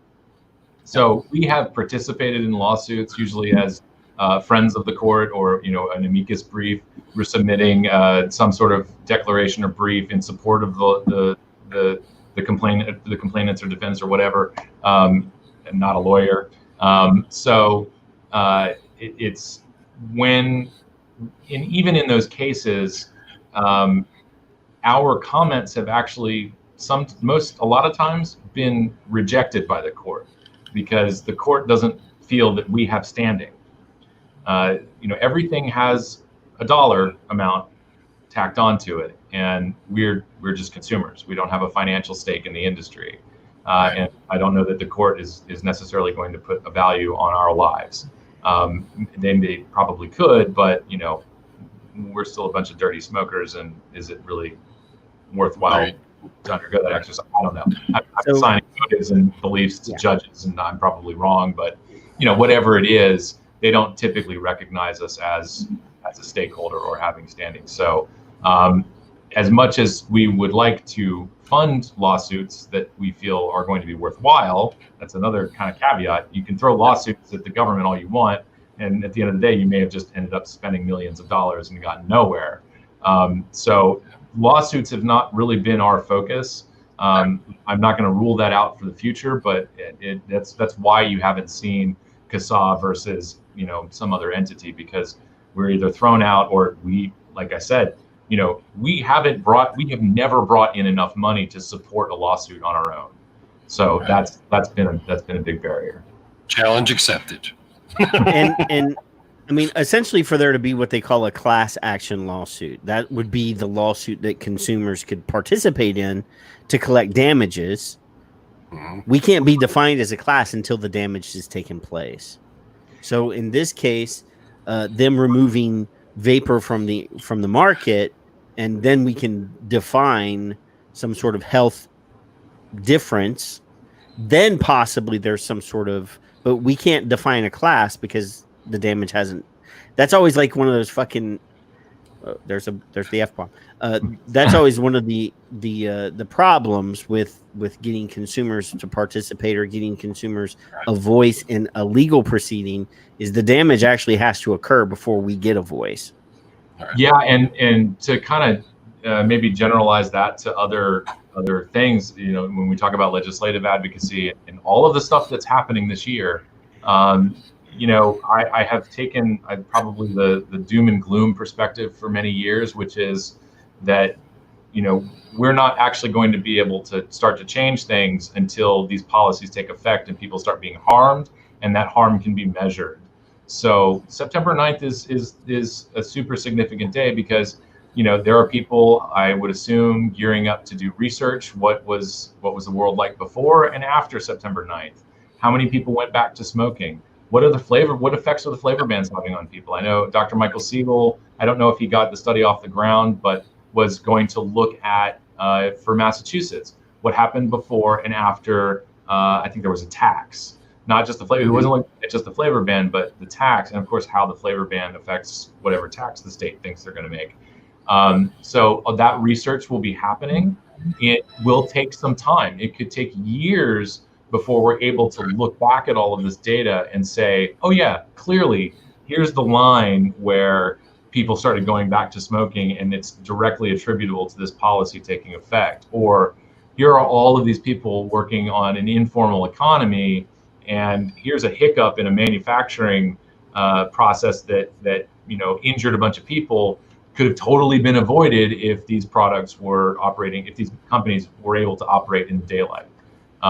So it's really unfortunate. It's a sick and twisted position that we all have to be in, but it's necessary. We have to be able to take these numbers back to the FDA. We have to be able to take these numbers to Congress and demonstrate that the Campaign for Tobacco-Free Kids, the American Heart Association, the American Lung Association, and still kind of the American Cancer Society and all of these other groups that have jumped on the anti-vaping bandwagon, they've all got blood on their hands. They've got blood on their hands right now, and they just can't cop to it because they're cowards.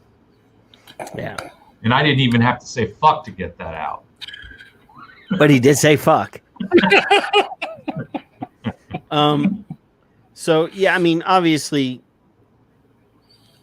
that there's a lot of shit going on. There's been a lot of people. I keep going back to the fact that people just don't realize that what CASAA is doing until CASAA is not doing it. Yeah, there you go. Right. So, we don't want that to happen. We don't want people to realize one day, hey, how comes I'm not getting that email that tells me that there's a ban going on in my local area or in my state? I mean, obviously, there's still people that ignore those. I think I'm going to answer part of your question to Alex.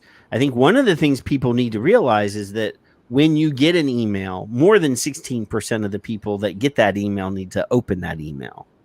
No. I mean, Alex is happy that 16% of the people did open the email because that's a pretty damn good number when it comes to mass mailing and when it comes to stuff like that. But really, I mean, we are 2 months away from what could be. I mean, I don't want to be the doomsayer, but what could be a big bad day for vaping in September.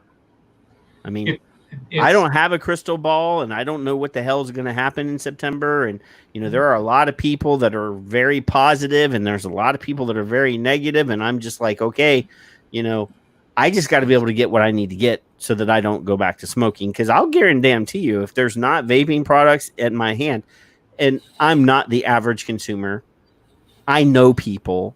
I won't be one of those people that don't have stuff. I mean, I can't mix. I have product back here. I just ordered a whole bunch of new stuff to try to teach myself how to DIY. This is be like the second or third time I've done it. But even if I fail at that, I know people that will make sure that I have stuff. I'm not the average person. I'm not some guy that's on the street that's smoking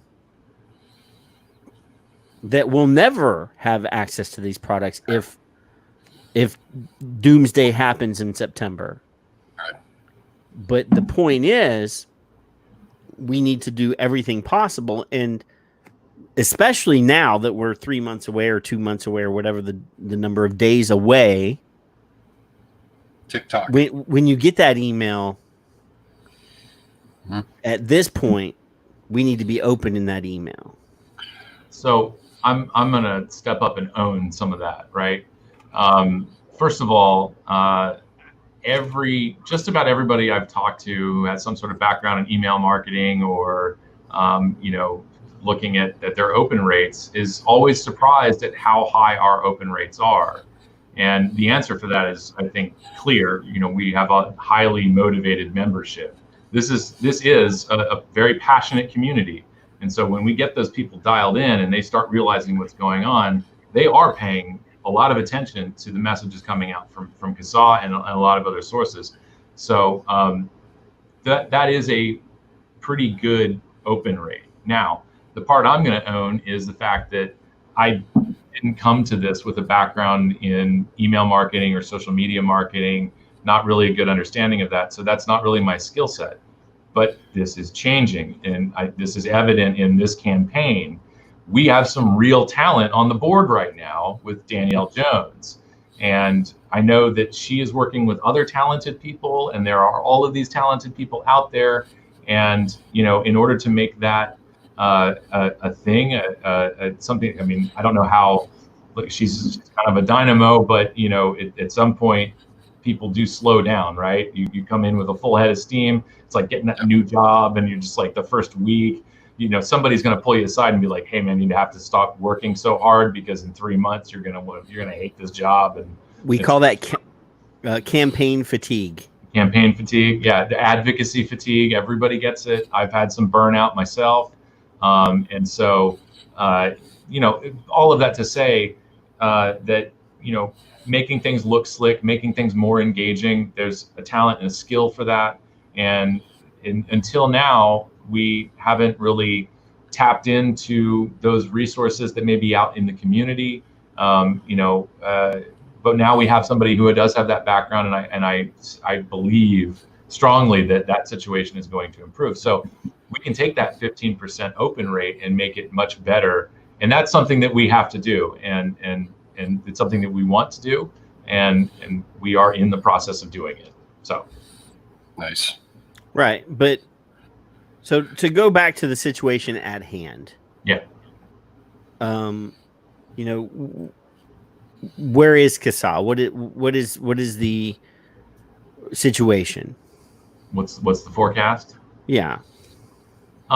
So, I mean, as of this fundraiser, and this was part of the update, and I don't have much more to add to that, was we did achieve one of our goals, which was to be able to make it to the end of the year. And that's so December 31st is when some of our contracts are done. And that allows us the opportunity to look for other services. So the advocacy platform, legislative tracking, and maybe some other things. We can find better prices for these things. We're cutting costs. Hopefully, we're also getting better tools to use. There's other platforms out there that work better than what we have now for less money. So we'll be able to do that. And then, it's very likely we will be having another fundraiser like this fall, so that we can make it through spring. And, I guess maybe we're going to have to kind of limp along through doing these fundraisers regularly. This will become a regular feature at least twice a year, kind of like PBS, right? Yep. We're not going to be all annoying about it. I hope not. Hey, we'll give you a really good concert if you. Yeah, exactly. We'll let you get back to the show, but here's 20 minutes of two people talking about how awesome PBS is, and a mug. Yeah, the fundraising is going to be a regular feature, but I think the ultimate goal here is to get those sustaining monthly donations that can be, a lot of small donations from a lot of people. That I think that's that sustainability that we want. We want to know that we can count on that, so that we can build up reserves, and we can take savings and put that towards other programs. We can plan for things, all of the campaigns that we've ever dreamed of. We just need the funding to do it. We've got all the talent in the community. I would love to be able to take people who have just lost their jobs in the vapor industry and hire them to do work for CASAA. All right.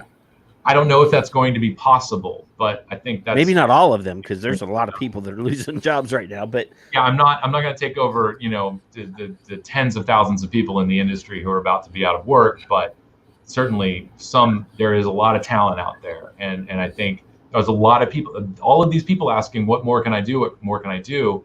I want to be able I want this organization to be able to give them an opportunity, and that's how we grow. That's how we become more effective, and that's how we more effectively represent the consumer voice.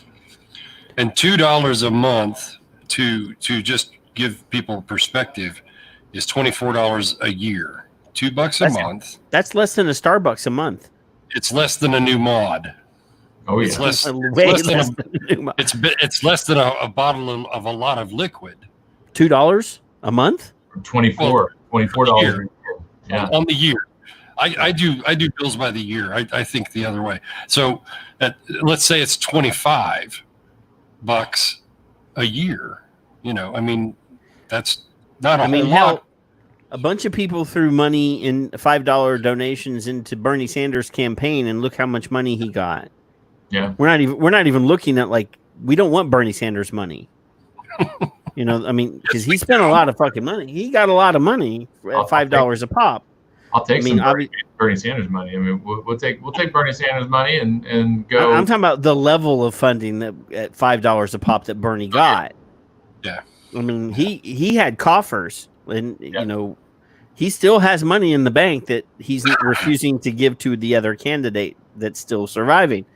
He did the same thing when in the last campaign cycle. He kept that money in the no, he did. You're saying politicians are crooked. What? No. He left it in the campaign fund. He didn't steal it. Oh, okay. But he kept it. Like, he kept it in the campaign fund instead of giving it to Hillary, and in this case, giving it to Joe. He still has that money sitting there. Millions of dollars. I mean, obviously, it would be nice if we could just get CASAA to $1 million a year. Yeah. That would be, you know, if there's 3 million full-time users of vapor products, that's the number that I keep hearing from reputable, like full-time, like our level of vapor. If each one of those guys just gave $1, that's $3 million. But it's $1.35, so you can cover the PayPal fees. Okay. Good point. $2. Okay. $2. But exactly. it's the thing is it in many people's minds, it's an afterthought. And I'm not blaming you, Alex. I'm not blaming Julie. I'm not blaming CASAA in general for not putting funding out as, you know, a priority. It's never been, hey, you know, y'all really need to give us some money so that we can protect you. Doing this in a more regular basis, you know, it sucks that you have to go around with a fucking hat and ask people to throw money in it, but you got to do it because, you know, I want to continue to vape, and, you know, I know that Kevin wants to continue to vape, and Kristen is in the chat room. She's been vaping since probably before me in 2010. 1974. She wants to vape, and Bill Tarling in Canada wants to vape. All these people want to vape. And every person in the chat room, I can guarantee you, every person in this chat room knows what CASAA does for them, and probably has already donated money. I mean, we are preaching to the choir, but every one of y'all need to be sharing this show after the show. They need to be sharing the Grim show, Grim Green, when you were on Grim Green. They need to be sharing. You did. That's what somebody. You did that last night or the night before. You've been on every night, and obviously, you know, Alex, maybe you should do more live streams from the CASAA webpage, like you did the other day. That's the first time I ever did one, and you did good. I didn't expect to sit there for an hour and a half, but you know, yeah, it's I think people want to see that, and so I'm, you know, happy to oblige. I just got to come up with things to say. I mean, and obviously, putting a human face on the rest of the board, having other members of the board also come on and speak and talk, and you know, because I don't know, I know you, and I've listened to Kristen. I've never met her. I know Julie, but I've never talked to Bruce Nye face to face. I've never heard him, and there's a whole board of people, you know, that probably have a voice and probably different perspective than yours. You know, I'll throw out there anybody that's on the CASAA board that wants to come on this show and talk about what they do and their perspective. They're invited. Well, yeah, you know, that would be great. I mean, I'm here every Friday night. Kevin's here every Friday night, and Fig's here sometimes. We all have different voices. We all come from a different place. But we get together and we talk about vaping or tobacco harm reduction, and we do so to hopefully educate other people. You know, yes, Dan. This guy keeps talking. This guy. It's Dan Donahue from. I don't know him. I know Dan. Dan was like Dan has a great story of sort of how we ended up meeting, but I sent him an email, kind of looking over some legislation in his town, and I think it was just before he was in the process of opening up his shop, and I don't know what I said really, but I think whatever I responded to, the concerns about this bill, somehow he felt confident after reading that email enough to go forward with plans to open his store. So I'm not a business consultant, and Dan took a pretty big risk taking any advice or analysis that I was putting out at that time. But he ran a great shop. I know he opened another one in Saddlebrook, Dan? I can't remember. In Saddlebrook. I lived there for like 6 or 7 years, and I didn't get my New Jersey geography all the way down. But I do remember Fairlawn.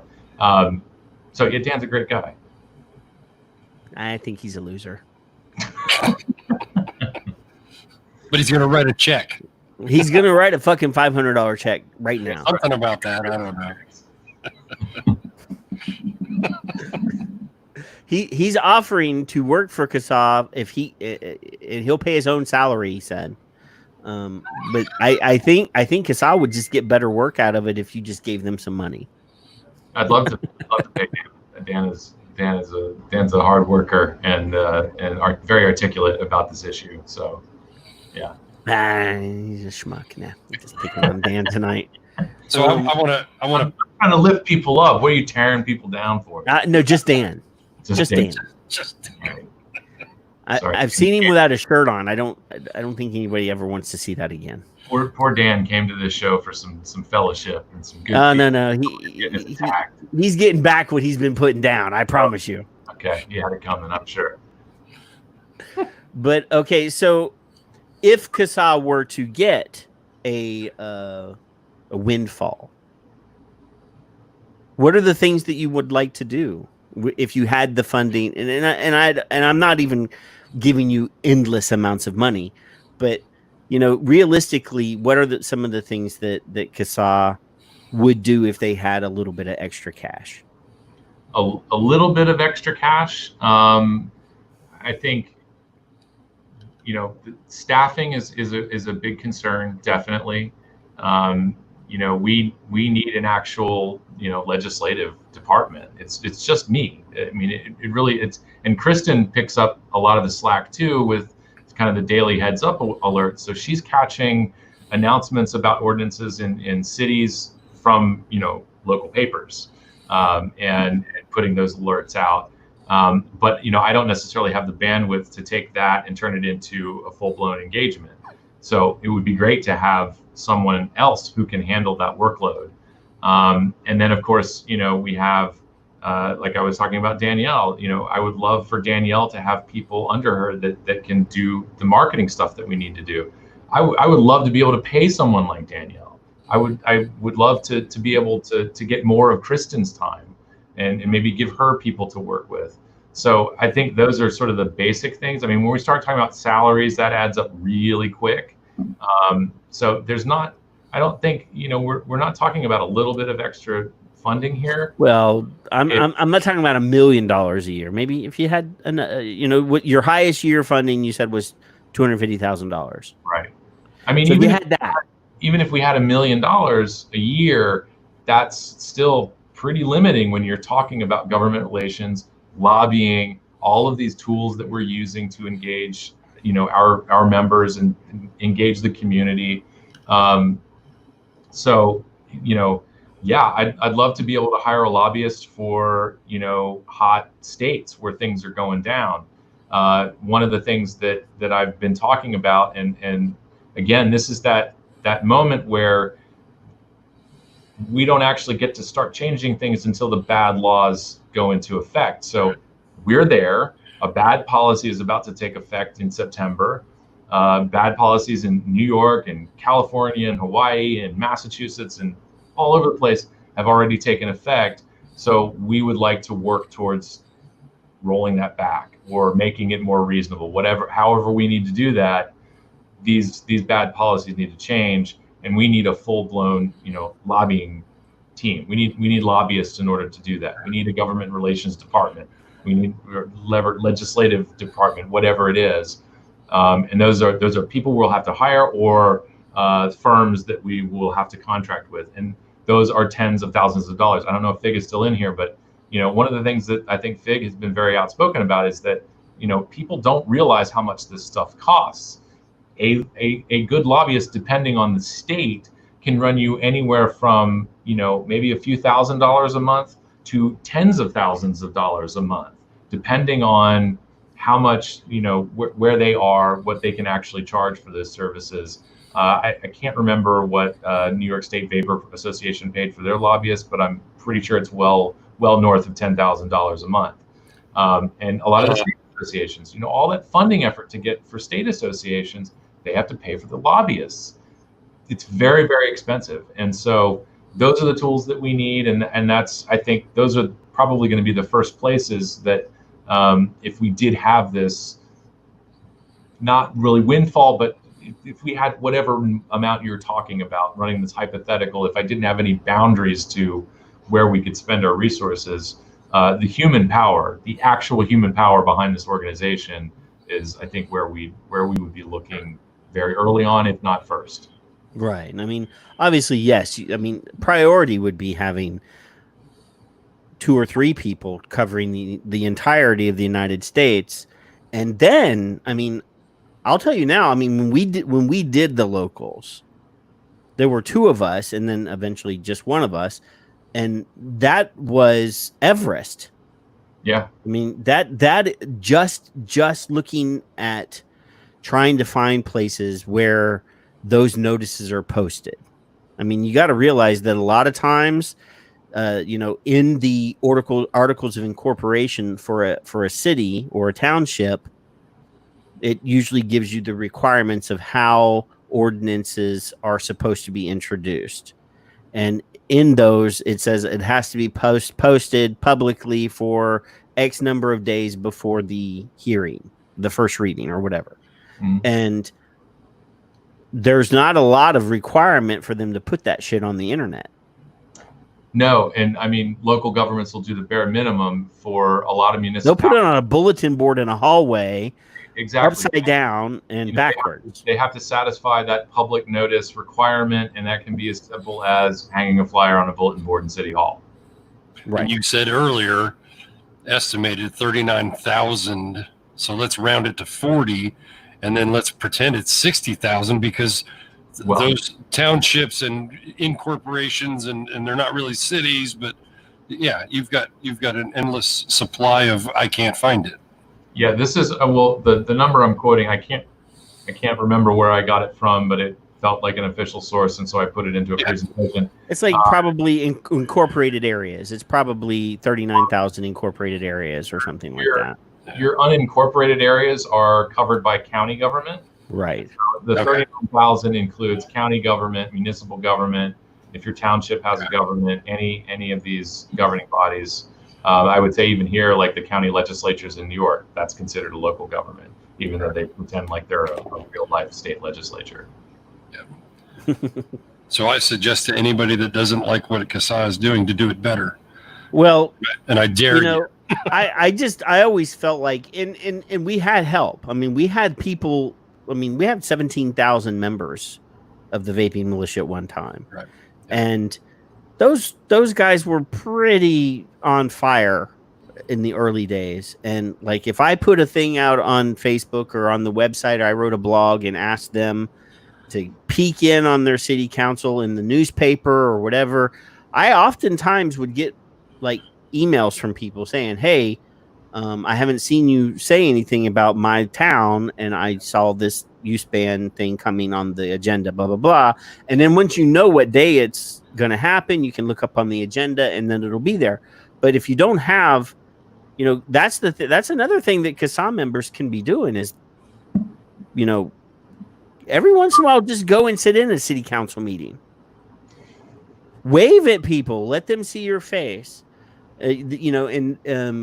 Cherry Lai, who is a very passionate young lady who, about a year and a half ago now came into this show and just started paying attention. And now she goes and sits in at her city council and they know who she is. and they know what's important to her. And just building, going and just take, politicians, especially city council people, a lot of times there's nobody in the room. They're up there doing their meeting, and it might be on the local cable access channel or whatever. But when people start showing up, that gets their attention. And when you're there more than once, somebody might come up to you and say, "Hi, I've noticed that you've been here a couple times," and introduce themselves. You have to take an active role in your participation in your government. And most of the time, these city council meetings are in the evenings, because most of the people on the city council have jobs or have businesses. So it's not completely inconvenient for you to pop into one every once in a while. That's just my, maybe not CASAA thing, but that's just one of my things is about being a citizen and participating in your legislation, participating in the way you're governed. My city council know me. I want to highlight something that Kristen put in the chat. We have kind of, I think, gently asked people over the years, or in Kristen's case, routinely asked our members to, keep an eye on your local governments. And if you see something, send us a note, let us know. If you see something, say something. Yeah, I wasn't going to use that, but if you do see something pop up, give us a heads up, and Kristen can put that into an alert. That's actually how I found out about something happening in my town. She had posted up the heads up alert, and it was in the afternoon. And I saw the story about my city council was going to expand their no smoking in parks and city-owned properties, and they were pushing for a total ban on possession of tobacco products in any of the city parks, and for any age. It didn't matter. It wasn't just for under 21 or under 18. It was possession of tobacco products in city-owned property, including parks, was a $250 fine, which is enormous. I mean, that's outrageous. This is not an affluent community. This is a pretty low-income city. I think the median household income is like in $30,000 or $40,000 a year, household income. So that $250 fine for someone who is likely low income, possibly a minority, that's groceries. That's a certain percentage of their rent. These are people who are living paycheck to paycheck. That could be their paycheck. That's outrageous to charge somebody just for possessing tobacco products on city-owned property. And the ordinance that we have here is, so it's parks, adjoining sidewalks, and then like half of the street. And through downtown, we have City Hall Place. And on one side you have McDonough Park, on the other side you have City Hall, and then there's Trinity Park. So there's all this street surface, there are cars driving through. There's no exemption for someone driving by a park. It's a very open, kind of broad prohibition on smoking in city property. So what's to stop the local police force from just hanging out on City Hall Place and pulling people over who are smoking? That's totally something that you can do according to this ordinance. So I was able to get there. I fired off an email real quick, and I ran down to City Hall, and I showed up just in time to testify on the ordinance. And I said, I gave all the arguments there. It's too much money. That's a crushing amount of money for low income people. Policies like this are most likely to be enforced against people of color. They disproportionately affect poor people. All of these things, they're absolutely consequences of an ordinance like this.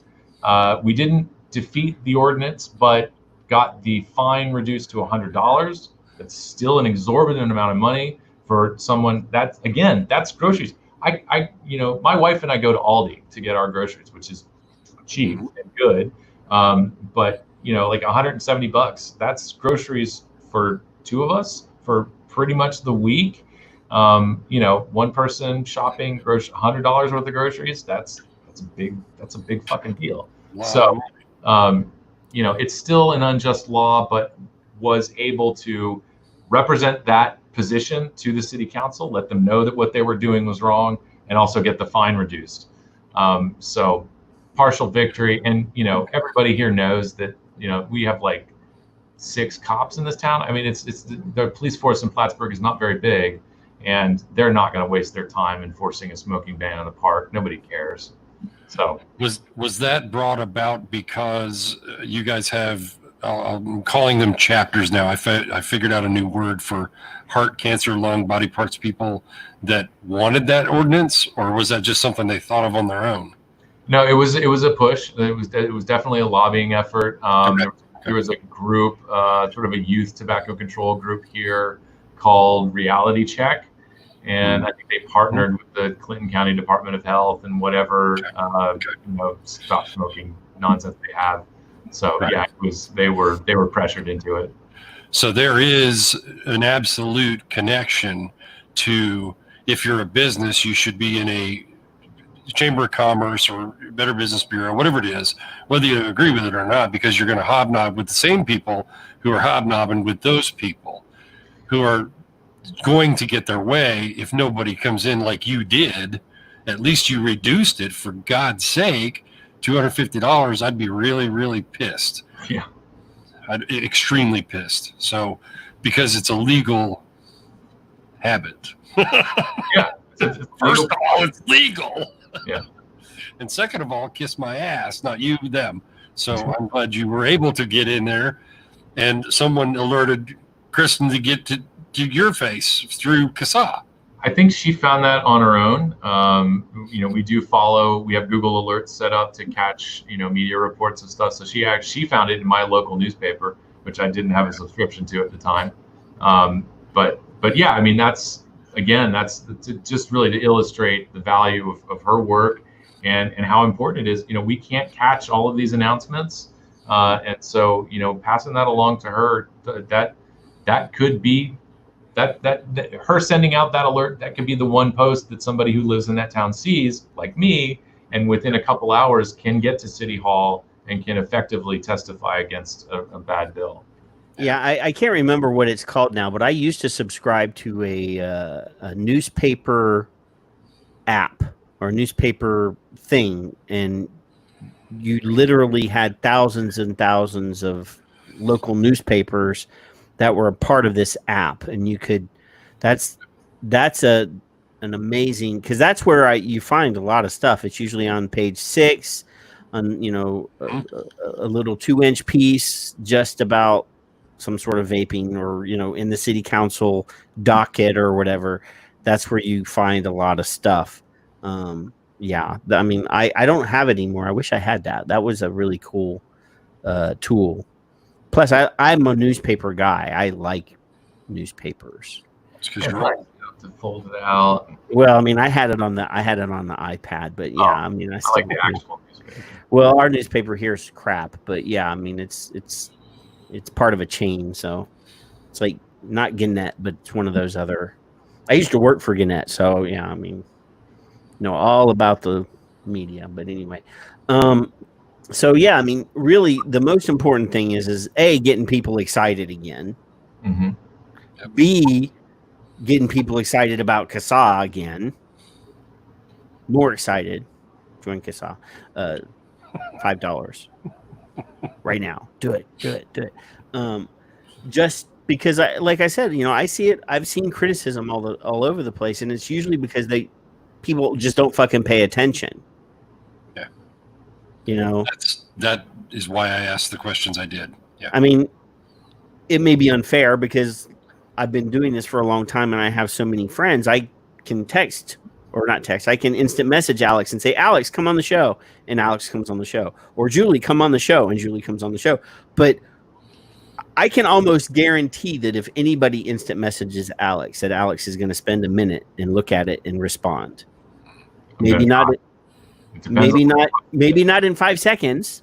Yeah.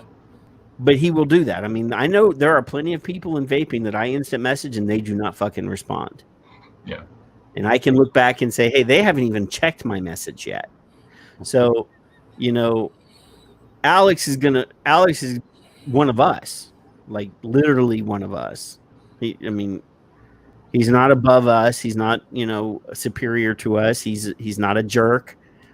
He's going to respond to you when when he gets a second. I mean, he's got a big fucking plate full of stuff already, but and Kristen's a great resource. We should definitely have her on, because I know she's unfiltered sometimes. She might be an entertaining, if you really want to just cuss a lot, because I've heard her. Why haven't we had her on already then? I know, right? I never thought about her. But getting more faces, getting different styles involved, because everybody's not the same. And I can guarantee you, Kevin and I are probably, I have testified. I've been in front of the city council. I've gone to the state capitol in Texas. I can do that, and I can do that without cursing. But our styles are not maybe the most professional in the world. I can do that. Like, I totally can do that. But having Alex has to put that face on. Well, actually, I think, there are definitely times where it's very good for people like me to clearly articulate some very complicated arguments in front of lawmakers, but we can't rely on that. Well, and it's not your job to come to Texas and testify for me. Well, yeah, no, but I mean, just generally speaking, the folks who are well spoken and well researched and can, I think, get kind of drilled down into the nuances of particular policy issues, it's absolutely necessary, but that's not the total picture. And I think people should it's a good idea to adjust your expectations about how effective that type of advocacy is on its own.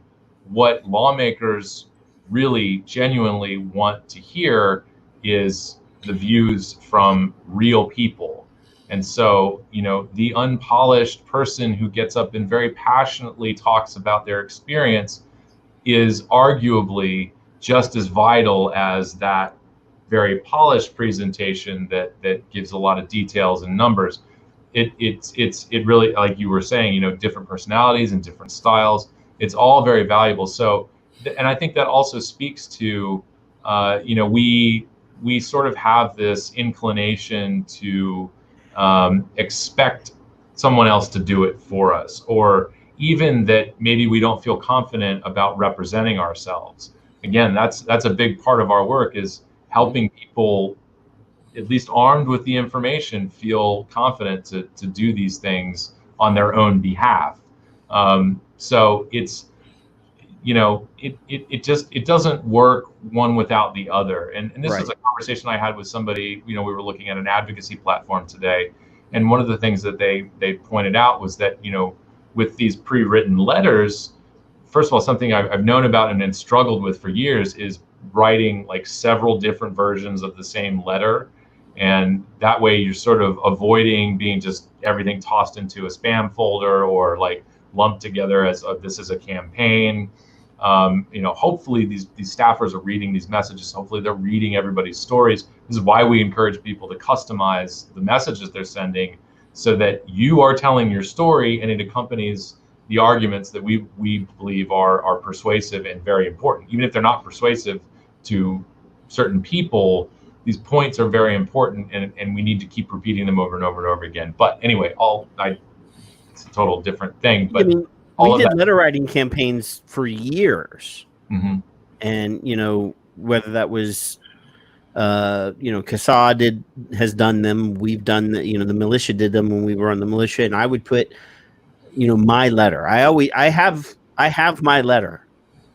And every time I have to send my letter, I go back and edit it for that specific issue, mm-hmm. whatever that specific issue is. So if it's a public use ban, it has, I have a version of it that has public use ban, language in it. If it's a flavor ban, it has language in it that expresses how important flavors are.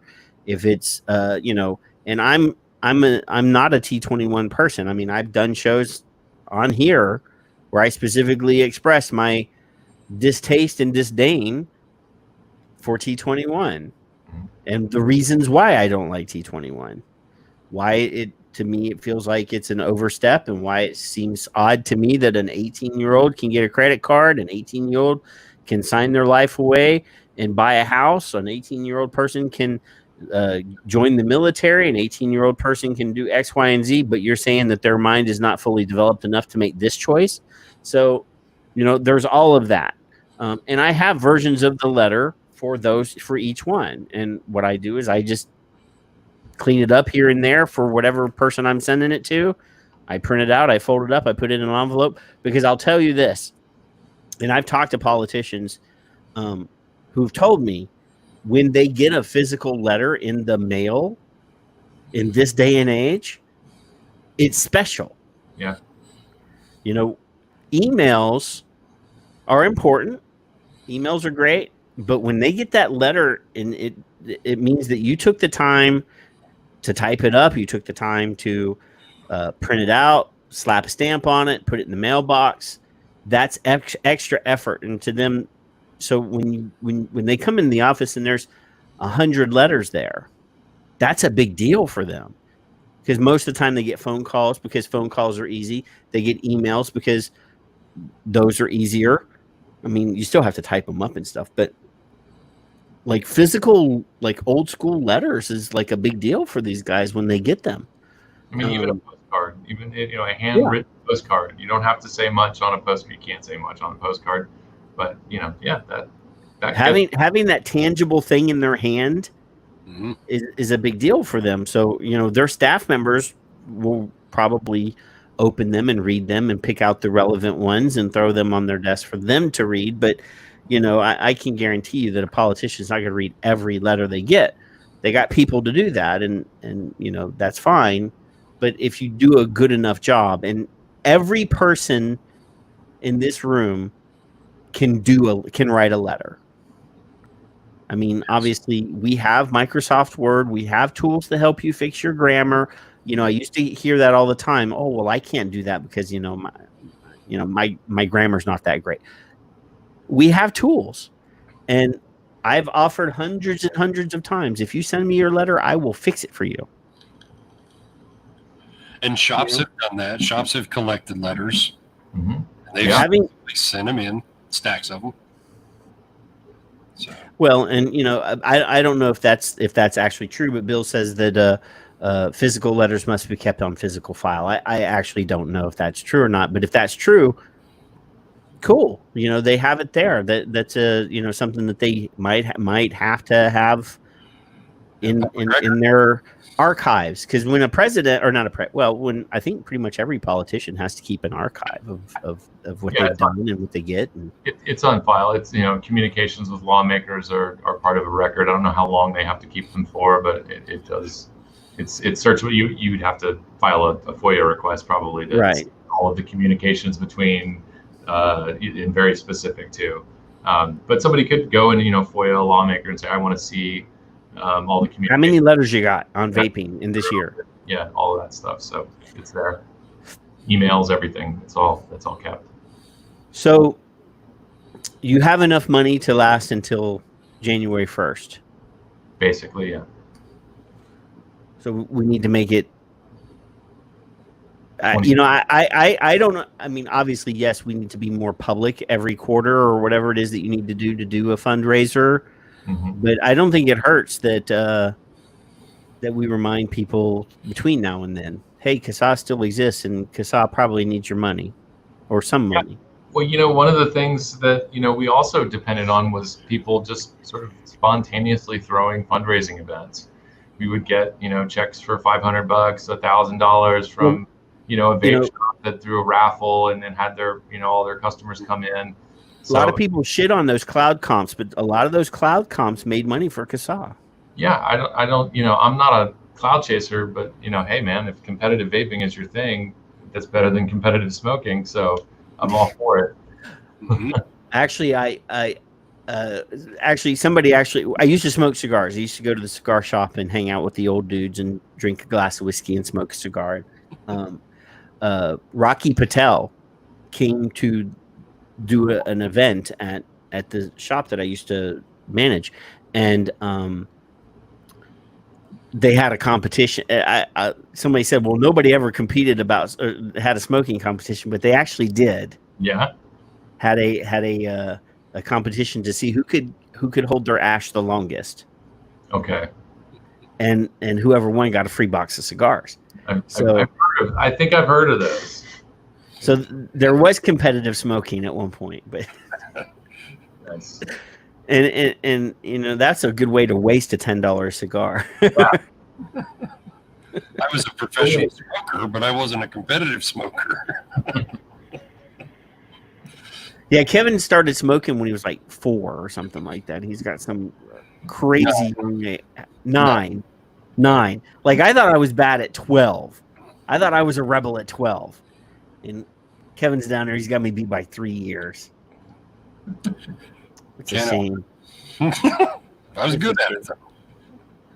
I didn't realize it was giving me a little better attention. Oh my God! Just think how bad it would be if you didn't. Right? I could barely. Those D's you got would have been F's. Exactly. No, I'm in that boat. I got one of those F's. I got a few. So, I saw somebody post today. Did they miss vaping events? Yeah. Like conventions, and I was like, not even a little fundraising so that we can go back to. No. Well, I mean, obviously that was helpful. That was helpful because we raise money pretty good at events, but I'm a germaphobe already, and I always hearken. When I shook somebody's hand, I always washed my hands, and I'm not a hugger. There's a select few people that will rate a hug, but I'm not a hugger. And after events, because I only went to events here in Texas. I didn't go traveling all over the country as much as the other guys did. But inevitably, after an event, everybody's texting in the group chat, oh, I feel like shit. I've been coughing and blah, blah, blah. And I missed 2 days of work and blah, blah, blah. And I'm like, you got the convention crud. Yeah. Yep. And, I always describe this, you go to a vape event and the first couple hours, the air, the air is clear. And then the more people that come in, the vape fog just starts creeping down from the ceiling. And then eventually it's the whole fucking thing. Yeah. And everybody's walking around and I'm like, that's somebody's breath that you just walked through. Okay, wait, I gotta stop you there, right? Like, we need to shut this bullshit. That's COVID right there. No, seriously, fuck that. Not happening. It's just not happening. You don't need to do Campaign for Tobacco-Free Kids' job for them. I don't for a second believe that people were transmitting diseases through the vapor lingering in the air. No. But all the hugging and all the handshaking and all that. The normal way that viruses get transmitted, touching, and then you hug somebody and then you gotta, stick your fingers in your mouth, and you've got the, all the touching on your device and the drip. Oh, hey, try this. Like, what else is in your pocket? Where has that pocket been? Try my vape, man. No, nobody is spreading COVID-19 by vaping. No. Knock that shit off. Definitely not. Not a bad. Like shit all over your story, but no, but it's still gross. I've been there. It's still gross, man. Every event, people would always contact me. Oh, the 2 or 3 days later, I'm like, that's what you get for hugging everybody. Yeah, hugs are fine. I'm a hugger, so don't shit on my parade. Me too. We need to corner Patrick at a vape show then. I'm always armed. Well, so this is am I, Texas, bro. So am I, but that doesn't scare me. Oh, God. So anyway, the whole point of having Alex on the show tonight was to really target the fact that CASAA has been fucking fighting for us for a decade. And they've never really walked around and begged people for money. And they're not begging people for money now. I don't want to characterize it as that. But I really want people to understand that what they do is important. And being able to do it efficiently and as well funded as possible is important. So, whatever you can do, obviously manpower is important. So, spying on your city council, keeping an eye on what's going on, talking to your politicians, that's all important and it's free. All you got to do is send an email to your politician or make a phone call to a politician. John Cornyn, who's one of the sponsors of this U.S. Postal Service bill, he's been doing interviews and basically saying that he met a young girl. Before this, he was pretty supportive. Like he wasn't really going after vaping, and he met this young girl who got sick because she was vaping, and now he's the reason why I'm supporting this bill is because I'm supporting young whatever her name was. I can't remember now. And obviously Julie always made a comment. Well, I never have to worry about Texas. But I'm not worried about Texas right now. I'm worried about John Cornyn, who's a Texas senator. He's my senator. I live in his district, and I have emails from his office with his signature on it saying I would never threaten small businesses in my district and blah, blah, blah. And, it's never been about the technology. All of his letters have always been about protecting small businesses and yada, yada, yada. And, this lung injury bullshit, even though it's been refuted, it's been, hidden in the CDC website. It's still like in the third paragraph where it talks about THC vaping products. It's not in the top. It's hidden down here. It's sad. And Julie, in the intro, I used a clip of Julie talking about how our crap is being exported to other countries because Greg Hunt in Australia was quoting lung injury scare bullshit in his media tours about what he tried to do in Australia. So even though it's been refuted, I don't want to say pulled. They didn't pull it all the way back. They hid their retraction or they hid their explanation. It's still vapor related lung injury. And then down here in the bottom, THC, illicit THC products. So it's to the point now where even people that had been relatively harmless are now becoming harmful. Politicians that I thought we had in the bag, not so much in the bag anymore. Yeah, well, I don't mean to blow up Senator Cornyn or not, but his amendment to 1253, I think, might gum things up a bit. He added a lot of stuff in there requiring a lot of science to be done, and there's no additional funding for it or anything like that. But it'll be interesting to watch this through the House. I don't know if we're going to be able to watch committee hearings or if there will be committee hearings. Not really sure of the trajectory of things right now, but this might be an instance where we see folks who are known for calling out climate change deniers actually fighting against science. They've been doing that for years. Yeah, they've been doing it, but now they've got a bill with the language in front of them saying we want more science. All this stuff has to be done, and they may have to come back and argue against that amendment to get the cleanest possible version of this mail remote sales right restriction. So as far as here in Texas, we already supposedly have signature upon delivery for vapor products as a state law. Mm-hmm. I've never had to sign for anything in Texas. except for international stuff. I've heard this. Yeah. I mean, Shut your mouth.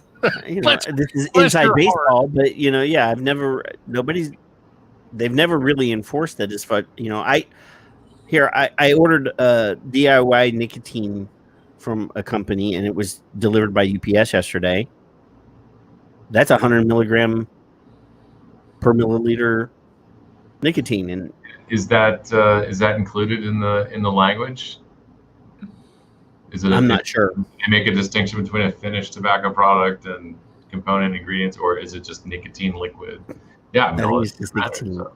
Yeah, but either way, he didn't ask for my signature.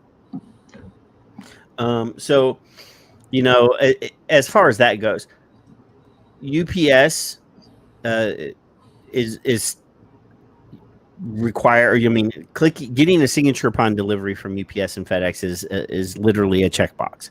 It does cost a couple dollars more, and it used to be like $18 a package more, but it's not that expensive as much anymore. But it's bullshit, because I live in an area where my mailbox is not attached to my house. It's like all the mailboxes for this block are over here on the corner, and the postal service is not required to attempt delivery at your residence for items that have to be signed for. So in that case, if it was required for a signature, I actually have to go get it the next day, because they will not knock on my door and ask for my signature. Well, just to be clear, you won't be picking it up at the post office, because the post office isn't allowed to handle it. No, but I'm just saying right now. Yeah. Right now. And UPS, where's your nearest UPS distribution center or UPS store or something? On the other side of town, it's like 15 miles away. So you're at work all day, you're expecting your vape mail, and it comes while you're at work, and now you've got to go to the other side of town to pick it up and sign for it and go home. That's a lot of hoops to make people jump through when they're just trying to save their lives. Actually, Dan, I have to. Dan comments in the chat room that USPS has always prohibited tobacco products being mailed. I'm surprised no one has not pointed that out. That is not actually true. It specifically says cigarettes, because I used to get cigars in the mail all the time, and the package even said such and such cigar company on the box. They do a good business with cigars in the mail. I'm 99% sure that it says cigarettes specifically in the regulation. I could be wrong, but I'm almost positive. It's true. I am not entirely clear. The rules of difference between cigarettes and smokeless tobacco. I'm not, for as many times as I've looked at this issue, I have not thoroughly committed all of the parts of this law to memory. But there's a difference between cigarettes and smokeless. And yes, USPS is not allowed to ship cigarettes. I don't know about smokeless, but to kind of dovetail off of what Dan said, the definition of tobacco when this law was written was cigarettes and smokeless tobacco, and it's only recently that the FDA has deemed vapor products to be tobacco, but that doesn't necessarily change the existing law, and so that's why they have to go in and update it and specifically include vapor products. So that's why e-liquid has always been able to be shipped, right? Versus cigarettes. But yeah, I mean, when I was a cigar smoker, I'm on a list, I'm sure, because I used to try to import Cubans, and I've talked about it here, and about every 5th or 6th box, there would be a customs issue. But I got more through than I didn't get through, for sure. But yeah, I'm sure I'm on a list. That everything that I get shipped internationally probably gets peeked at. I'm sure that when they scan my address or my name, they're like, "Oh, that guy's again." So you're on a lot of lists. I'm probably on a lot of watch lists. I'm not on the no-fly list, but I'm not going to fly anywhere soon. So, but anyway, I think that we got through what we wanted to get through, for sure. But Alex, you're welcome to come anytime you want to come on. All you need to do is hit me up and say, "Hey, I got something I need to talk about." We'll get you on, no problem. But yeah, I mean, anybody that's with CASAA that's on the board, if they want to come on and give their point of view, they're always welcome. I would love to have Kristen on because I think she's a little fiery. I'd probably get her. I could probably set her off. I like a little spunk. So what we always do at the end of the show is everybody just kind of give their parting thoughts. Kevin didn't really get to talk a lot this time, but Kevin or Alex, one of you guys get to, say whatever it is that you want to finish off with tonight. I think I'd rather go first because I want to listen very intently to Alex. First of all, drink because we didn't swear nearly a freaking enough. And Julie was saying tisk tisk to you, Alex. I know. I want you people to be, wrong number, louder. I want you to be louder. I'm sure I'm talking to the choir. Join CASAA for those on the podcast. And I've put the link for the donation in the chat room, CASAA.org/donate. Alex, I appreciate you coming on. And as always, Patrick, thank you. I hope that some of the people learned a few things. The history of CASAA is on their page.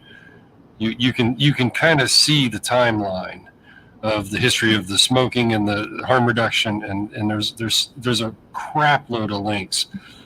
Kristen put in there that you can see what your state does for vaping laws in the chat. This is a huge resource for consumers and businesses. I don't think any of the people on the board would just shut the door on a business saying, "Hey, what can I do to get my consumers motivated in my shop?" You guys have like 58 days. That's the doom and gloom part. The good part and the history of CASAA and how long they've been around is that they fight. Alex didn't say they're closing down December 31st. If you guys were paying attention, he did not say that. He said they're going to continue. So there's more work to be done. The fight is nowhere near over. I don't care how it's going to go.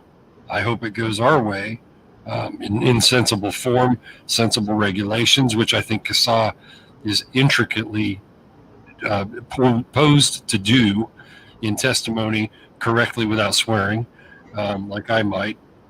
And they are a voice. So I sit and hold my little sign saying join CASAA every week, usually almost every week. And I do that on purpose because some people don't know what CASAA even is. And that's sad. So I've on Twitter said, sign your dog up, sign your neighbor up, sign everybody up. That may account for some of those, 85% of the people that don't open their email. My wife is a CASAA member. She's never opened an email, Alex. I'm sorry. I know damn well she doesn't because she doesn't care. She wants her strawberry goo, and that's all she cares. But she knows what I'm doing and doesn't quite understand why we were in Washington, D.C. And I think you and Julie, I actually I chased Julie around like a little dog for about 10 minutes. So I was really glad that you were there. It really was a wave, and I appreciate you coming on. Kristen's awesome. Everybody that Bruce, I forgot the other one's name offhand. She's got a great voice. We've got Danielle. Danielle, thank you. So, and I can't remember who else is on there. Jennifer Berger Coleman. Jennifer's the other one. Yeah, here. Jennifer Berger Coleman, Matt Cully, Ron Ward, Elaine Keller. I always hate naming off lists of names because I know I'm forgetting somebody. And I've quoted Jim McDonald, definitely. Jim, yep, Jim's been with us as well. So I've quoted half of you guys at least on something somewhere, including Elaine, who I thought actually wasn't even on the board anymore. So I'm glad you said that. Elaine's got the "What's your concern about my nicotine?" quote that I've used, a timer 3. So I appreciate everybody on that board for what they do. You can, as a consumer, you don't know, literally. I'm not in those secret loops of what businesses are doing, what VTA, SFATA, or whatever the state orgs are doing. Maybe they've got things up their sleeve. CASAA's pretty open and honest, and they tell us when they can, what they can, as soon as they can. And I don't see a whole lot in Ohio specifically because that's where I am, but I see alerts, and I don't retweet every single CASAA tweet, but if I see it, I'm retweeting it. It's an automatic thing. I don't have to even read it. I just, oh, there's a CASAA tweet, click, click, click. So if you give the credit where it's due, you guys that don't know any better don't have any idea how hard these people work for little recognition, honestly. So you guys are the kind of quiet, unsung heroes, in my opinion, and I take that to heart. And Kristen, I hope you do come on, because I think that'd be an awesome conversation to have. So I'm going to pressure Patrick because he's been remiss in his duties lately. So thank you for coming on. Julie, thank you for being on. Jim was on a while back, and thank him. And I hope we get Kristen on next. So I'll shut up now. Is it my turn? It's your turn, Alex. All right.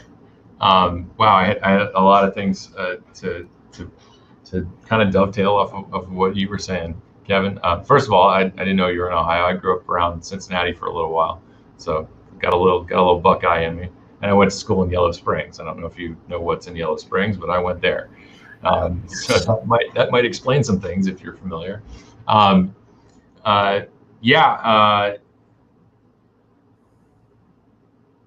had some maybe verging on poetry in my head here, but I did want to kind of leave everybody with a really important thought. And there's a storm coming. Not to be too overly poetic about it, but there is a rift in the industry and probably in the community, and the demarcation line is the pre-market tobacco application. And there are manufacturers who are compliance ready. They're going through the process. We're going to see companies have their applications accepted. And we may even see products approved within the next 1 to 3 years. The FDA, we all are saying they have to approve something. They don't, but we are likely to see some products remain. And there is an opinion out there that this group of compliance-ready manufacturers need to band together and police the industry and weed out people who are non-compliant. Of course, none of this is being done with appreciation for the reality of the situation, which is that some of these people could totally be compliant, could totally go through an approvals process. But this one is designed to keep them out of the market. They are not going to be able to afford it through virtually no fault of their own. They're just not capable of doing it. It doesn't mean that their product is bad. It doesn't mean that they're bad people. It's just the house is against them on this one all the way. And a lot of these people are going to continue operating. They are going to continue serving their communities, continue serving their customers, and they're not doing it because it's a quick buck. Certainly those people will always be out there, but the folks we're talking about, the vaping community, those people are doing it to look out for their fellow future former smokers and the people who have transitioned to vaping. And I think it's really important to, there's a lot of alignment. We've always known there's a lot of alignment between the the small business folks in the vaping community and all the rest of us consumers. This is one of the only industries in the world where a community has grown up around a retail space, or the other way around. The retail space has evolved because of the community. Vape shops are places where people come and they meet, they share ideas, they support one another, or they just walk in for a delicious tasting e-liquid. Whatever it is, vape shops play a vital role in the community. So as happy as I will be when a vapor product is approved by FDA as a new tobacco product, and hopefully they go on to have their modified risk applications accepted as well, you can't do this without us. It is not going to be enough to just get a tobacco flavored nicotine salt closed system device across the finish line. And I don't think any of these people believe this. And again, I also want to make something perfectly clear. These are businesses that have invested tons of time, potentially millions of dollars, in order to get whatever product across the finish line on the shelves. And it's consistent with the mission, right? This is about giving people who smoke safer alternatives. I have all the respect in the world for these companies. I think they deserve approval. I think consumers will benefit from having these products on the shelves. Hopefully they continue to compete head to head with cigarettes. Maybe they'll open their own sort of vapor versions of IQOS stores, whatever it is. We need it. It has to happen. It absolutely has to happen. But it's not fair. It is absolutely not fair. It's not even remotely ethical to turn around and go after the community that built your business.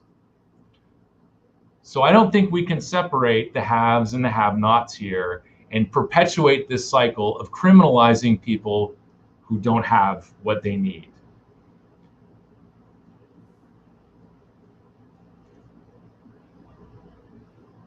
Maybe that's the way to end it.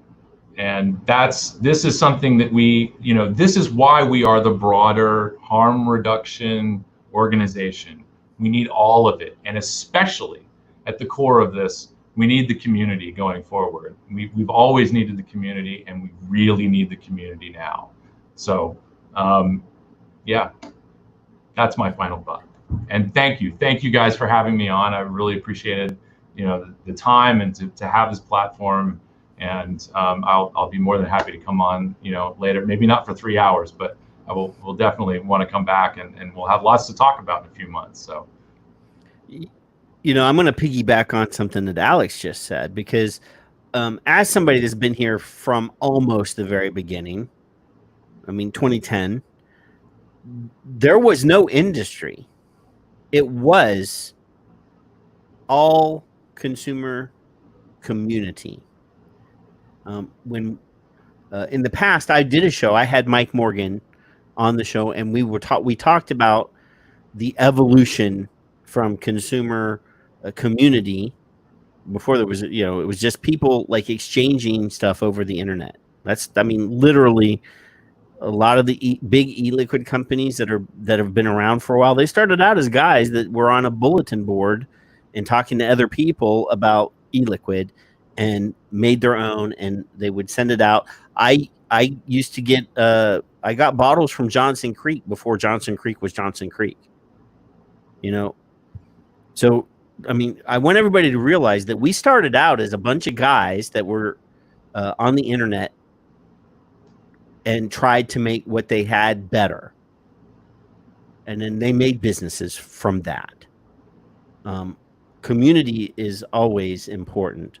And I've been remiss as a host of whatever you want to call this, a show or whatever.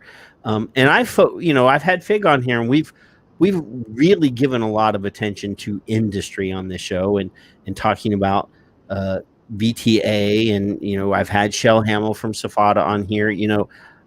I don't fly a specific flag. I have certain things I agree more with one or the other. I'm not going to deny that, but we should have had Alex on the show a year ago. We had Julie on a couple months ago. We had Jim on a month or so ago. Because Kevin and I are consumers, and we've really focused too much. I don't want to say too much. We have not given the consumer advocate voice enough space. And, I feel bad that I did that. I want to say that for sure. But, when I took over Smoke Free Radio and, I did a lot of things. One of the things was I created a hashtag for our page that says #we aren't going anywhere. We're not going anywhere. CASAA's not going to go anywhere. I've said on the show that after September, if D-Day happens and everything disappears, that we're going to be the voice of the resistance, that we're going to be here fighting, because you know what? It's all fucking paid for. I'm going to keep doing what I do for as long as I can do it. Not going anywhere. CASAA, I'm sure CASAA is going to keep doing. They're going to fight tooth and nail to keep the doors open, and they're going to fight tooth and nail to protect us, the consumers, and our access to these products. Once it's taken away, they're going to fight to get it back. They're not fucking quitting either. So I want everybody to realize that just because and you know what, there's going to be a lot of people that are left on the fucking side of the road in September. There's going to be people that put through their application. They're going to go through the process.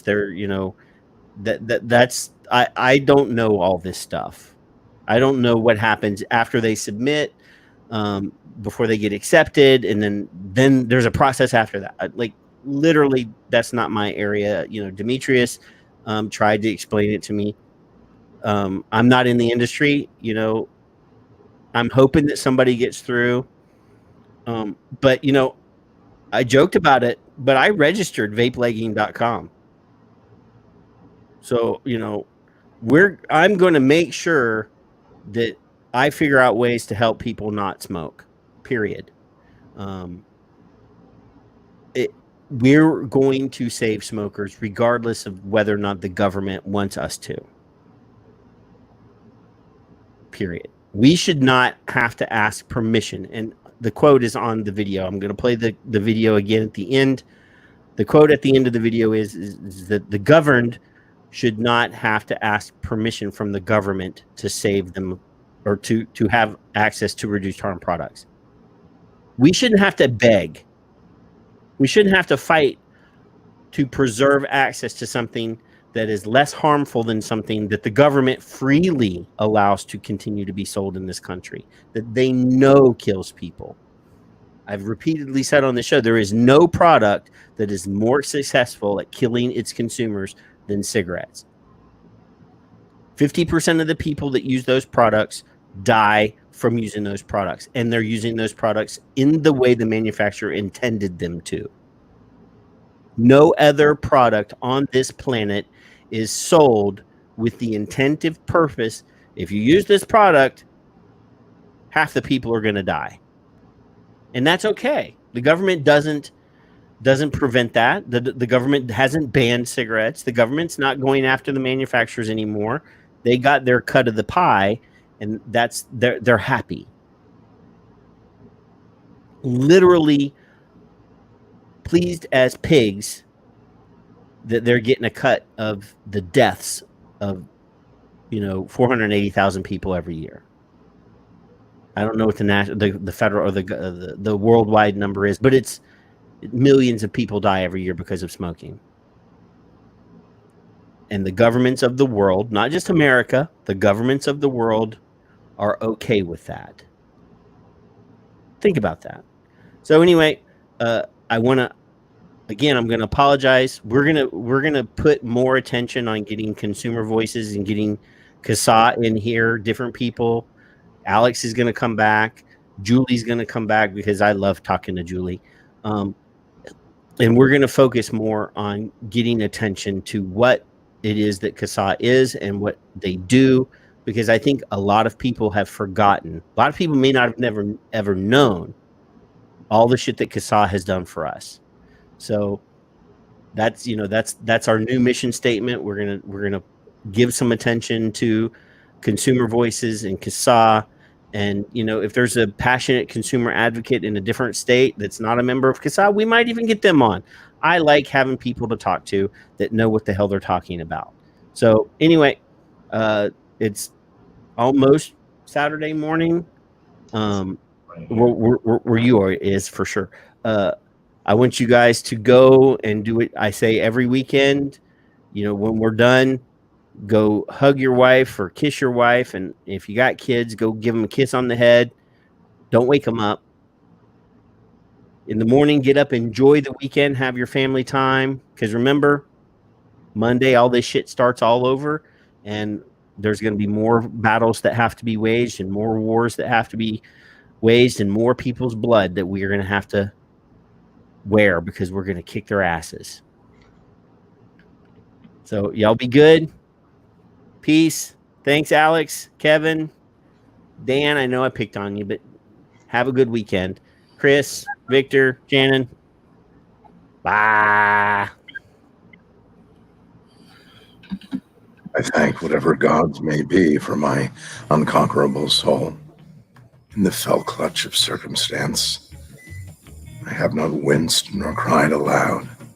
Under the bludgeonings of chance, my head is bloody but unbound.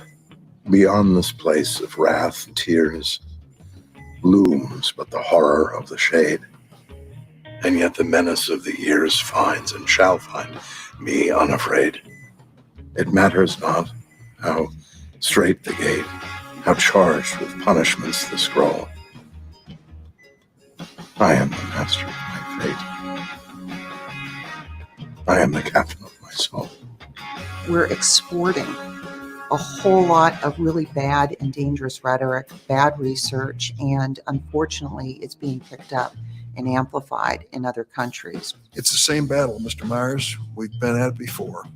They want to addict these kids, this time to an e-cigarette, which has a chemical that's addictive. We know what it leads to. Sadly, it leads to tobacco addiction, disease, and death. I'm going to get you addicted to nicotine. I have a customer for life. We have hundreds of cases nationwide where people have gotten sick or died using these devices. Look what they're trying to do. All the delicious flavors of e-cigarettes are poison. They're not people giving up smoking. They're not people that ever smoked before. Most people that vape never smoked before. Just think if your kid was doing this and winds up with an IQ 10 or 15 points lower than he or she would have had for the rest of her life. Addiction is being fueled by kid-friendly flavors and kid-friendly cool marketing. It is outrageous that these companies specifically market their bad products to kids.